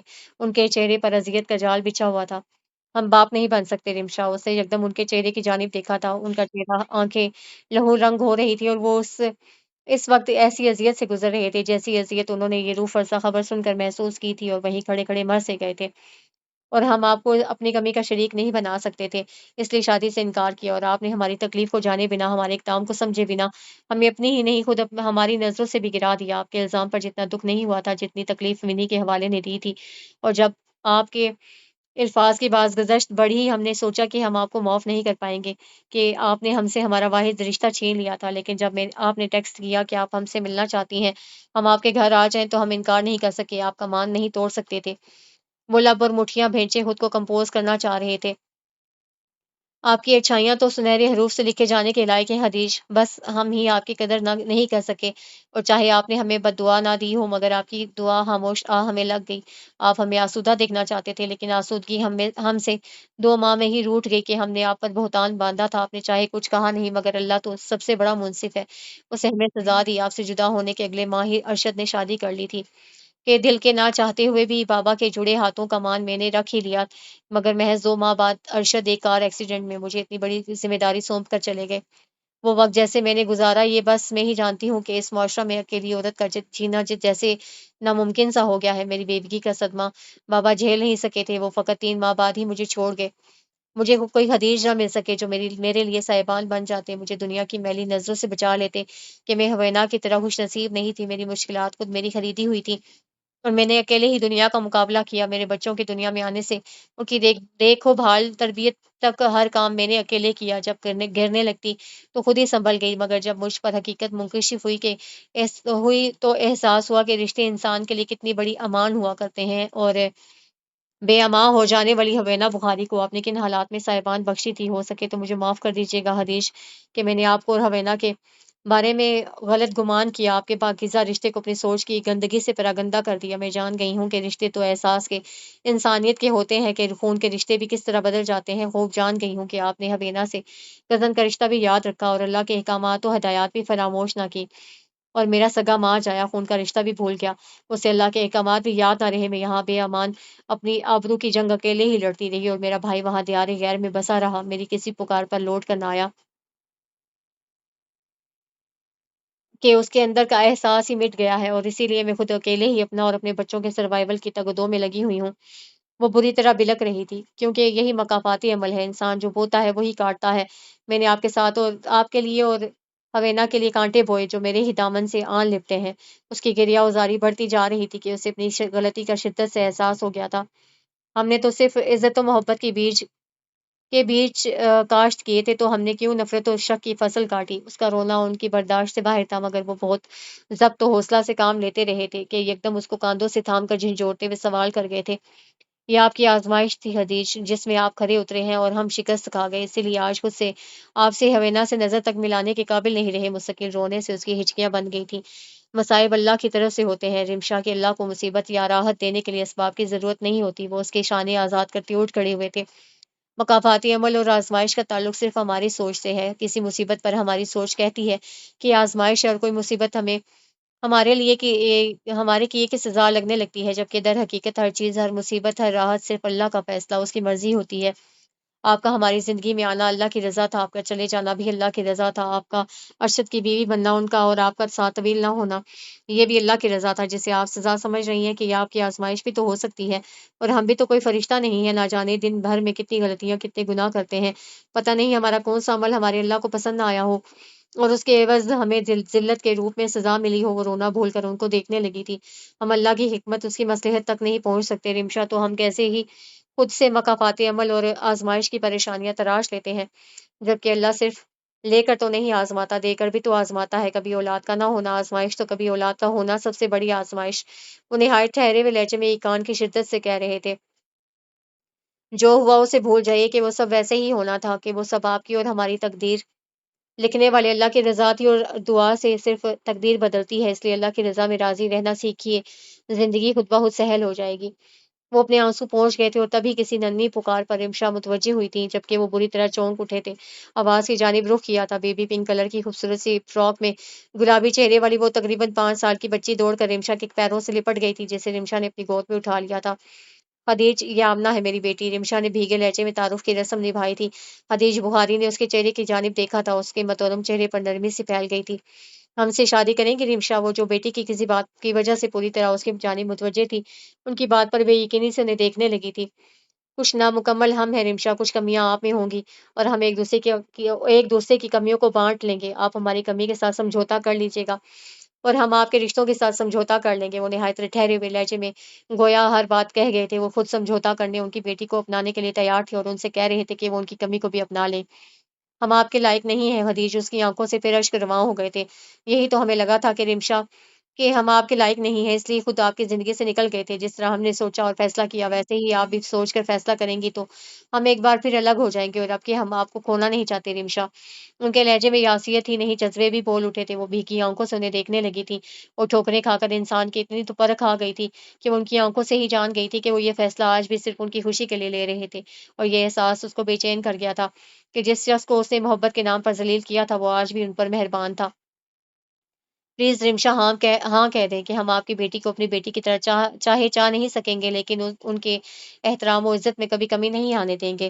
ونی کی طرح ان کو پیار و عزت سے بہتر زندگی فراہم کرنے کی ہر ممکن کوشش کریں گے۔ بس آپ ایک بار ہم پر اعتبار تو کر کے دیکھیں۔ وہ دھیمے سے لہجے میں ملتجی ہوئے تھے اور وہ خود کو بہت چھوٹا محسوس کرنے لگی تھی کہ اس شخص نے ان سے آج بھی اپنے لیے کچھ نہیں مانگا تھا، اور انہوں نے مسکرا کر اقرار کر لیا تھا کہ وہ ان کی اچھائی کی ہی نہیں تقدیر کی بھی متعارف ہو گئی تھی، اور ان کی تقدیر میں ان کا ساتھ اسے ہی لکھا تھا۔ اس لیے وہ راضی ہو گئی تھی کہ اس پر یہ راز بھی عیاں ہو گیا تھا کہ اس کی بیٹی کے لیے خدیج بخاری کے علاوہ کوئی شجرے سایہ‌دار نہ تھا کہ جس کی امان میں وہ اور اس کی بیٹی سکھ و عزت سے رہ سکے۔ ان کو مسکراتے دیکھ کئی برسوں بعد وہ بھی مطمئن سے مسکرا دیے تھے کہ ان کے اقرار پر انہیں یہی لگا تھا کہ اللہ ان سے راضی ہے، اسی لیے ان پر ایک اور ذمہ داری ڈال دی ہے۔ وہ سرخ روئی کی دعا دل میں کرتے رمشا کی گود سے آمنہ کو لے لیا تھا، اور اس ننھی پری کو گود میں لیتے ہوئے انہیں یہی احساس ہوا تھا کہ جیسے وقت بہت پیچھے چلا گیا ہو اور انہوں نے ہوینا بخاری کو لیا ہو۔ ان کی آنکھیں احساس تشکر سے بھیگتی چلی گئی تھیں۔ سال نو مبارک ہو حدیج، وہ گزرے 2 سالوں میں اور بھی حسین ہو گئی تھی۔ وہ اس کی آواز پر پلٹے تھے اور اس کے سامنے آ کر دلکشی سے کہنے پر مسکرا دیے تھے، آپ کو بھی نیا سال مبارک ہو، اللہ آپ کو یہ سال مبارک کرے، یہ سال آپ کا دامن خوشیوں سے بھر دے۔ انہوں نے اس کے سر پر دست شفقت رکھا تھا۔ آمین۔ رمشا مسکرا کر ان دونوں کے پاس آن ٹھہری تھی اور وہ حریج بخاری کے سامنے سے ہٹ کر رمشا سے ملنے لگی تھی۔ شاگل بھائی کہاں ہیں؟ رمشا کا انداز شرارت لیے ہوئے چھیڑنے والا تھا۔ آئے تو ہم ان کے ہی ساتھ ہیں، مگر وہ اندر کیوں نہیں آئے پتہ نہیں، ہم جا کر دیکھتے ہیں۔ وہ جھیپ کر کہتی جانے کے ارادے سے پلٹی تھی کہ شاگل حمید کو آتے دیکھ رک گئی تھی، کیونکہ وہ اپنے بیٹے کو گود میں اٹھائے اور آمنہ کی انگلی تھامے وہیں چلا آیا تھا۔ باہر نئے سال کا جشن منانے کے لیے لوگوں نے جو پٹاخوں اور پھلجھڑیوں کا انتظام کیا ہوا ہے، ان دونوں شرارتیوں کی ضد پر وہی دیکھنے رک گیا تھا۔ آپ ناحق میری تلاش میں نہ نکلے کہ میں لوٹ آیا ہوں۔ شاگل کا انداز نہایت لاپرواہ اور شرارت کا عنصر اپنے اندر سمیٹے ہوئے تھا۔ یہ اللہ کا ہم پر کرم تھا کہ ہم دونوں ہی وقت پر لوٹ آئے تھے۔ رمشا کی آنکھیں بھیگنے لگی تھی۔ آج سال کا پہلا دن ہے، ہم صرف اچھے دنوں کو یاد کریں گے تاکہ پورا سال ہمارا احساس تشکر میں گزرے۔ خبردار، جو آپ دونوں میں سے کسی نے کوئی فضول سی بات سے خوشگوار لمحات کو پھیکا کرنا چاہا، وہ ڈپٹنے والے انداز میں مدبرانہ لہجے میں بولی تھی۔ جو حکم ملکہ عالیہ۔ شاگل کی بات پر وہ جھیپ گئی تھی اور وہ دونوں مسکرا دیے تھے۔ رمشا ان کو دیکھنے لگی تھی جو ہوینا کے 2 سالہ بیٹے کو پیار کرتے آمنہ کی جانب بھی متوجہ تھے کہ وہ ان سے کوئی فرمائش کر رہی تھی، اور وہ مسکرانے لگے تھے۔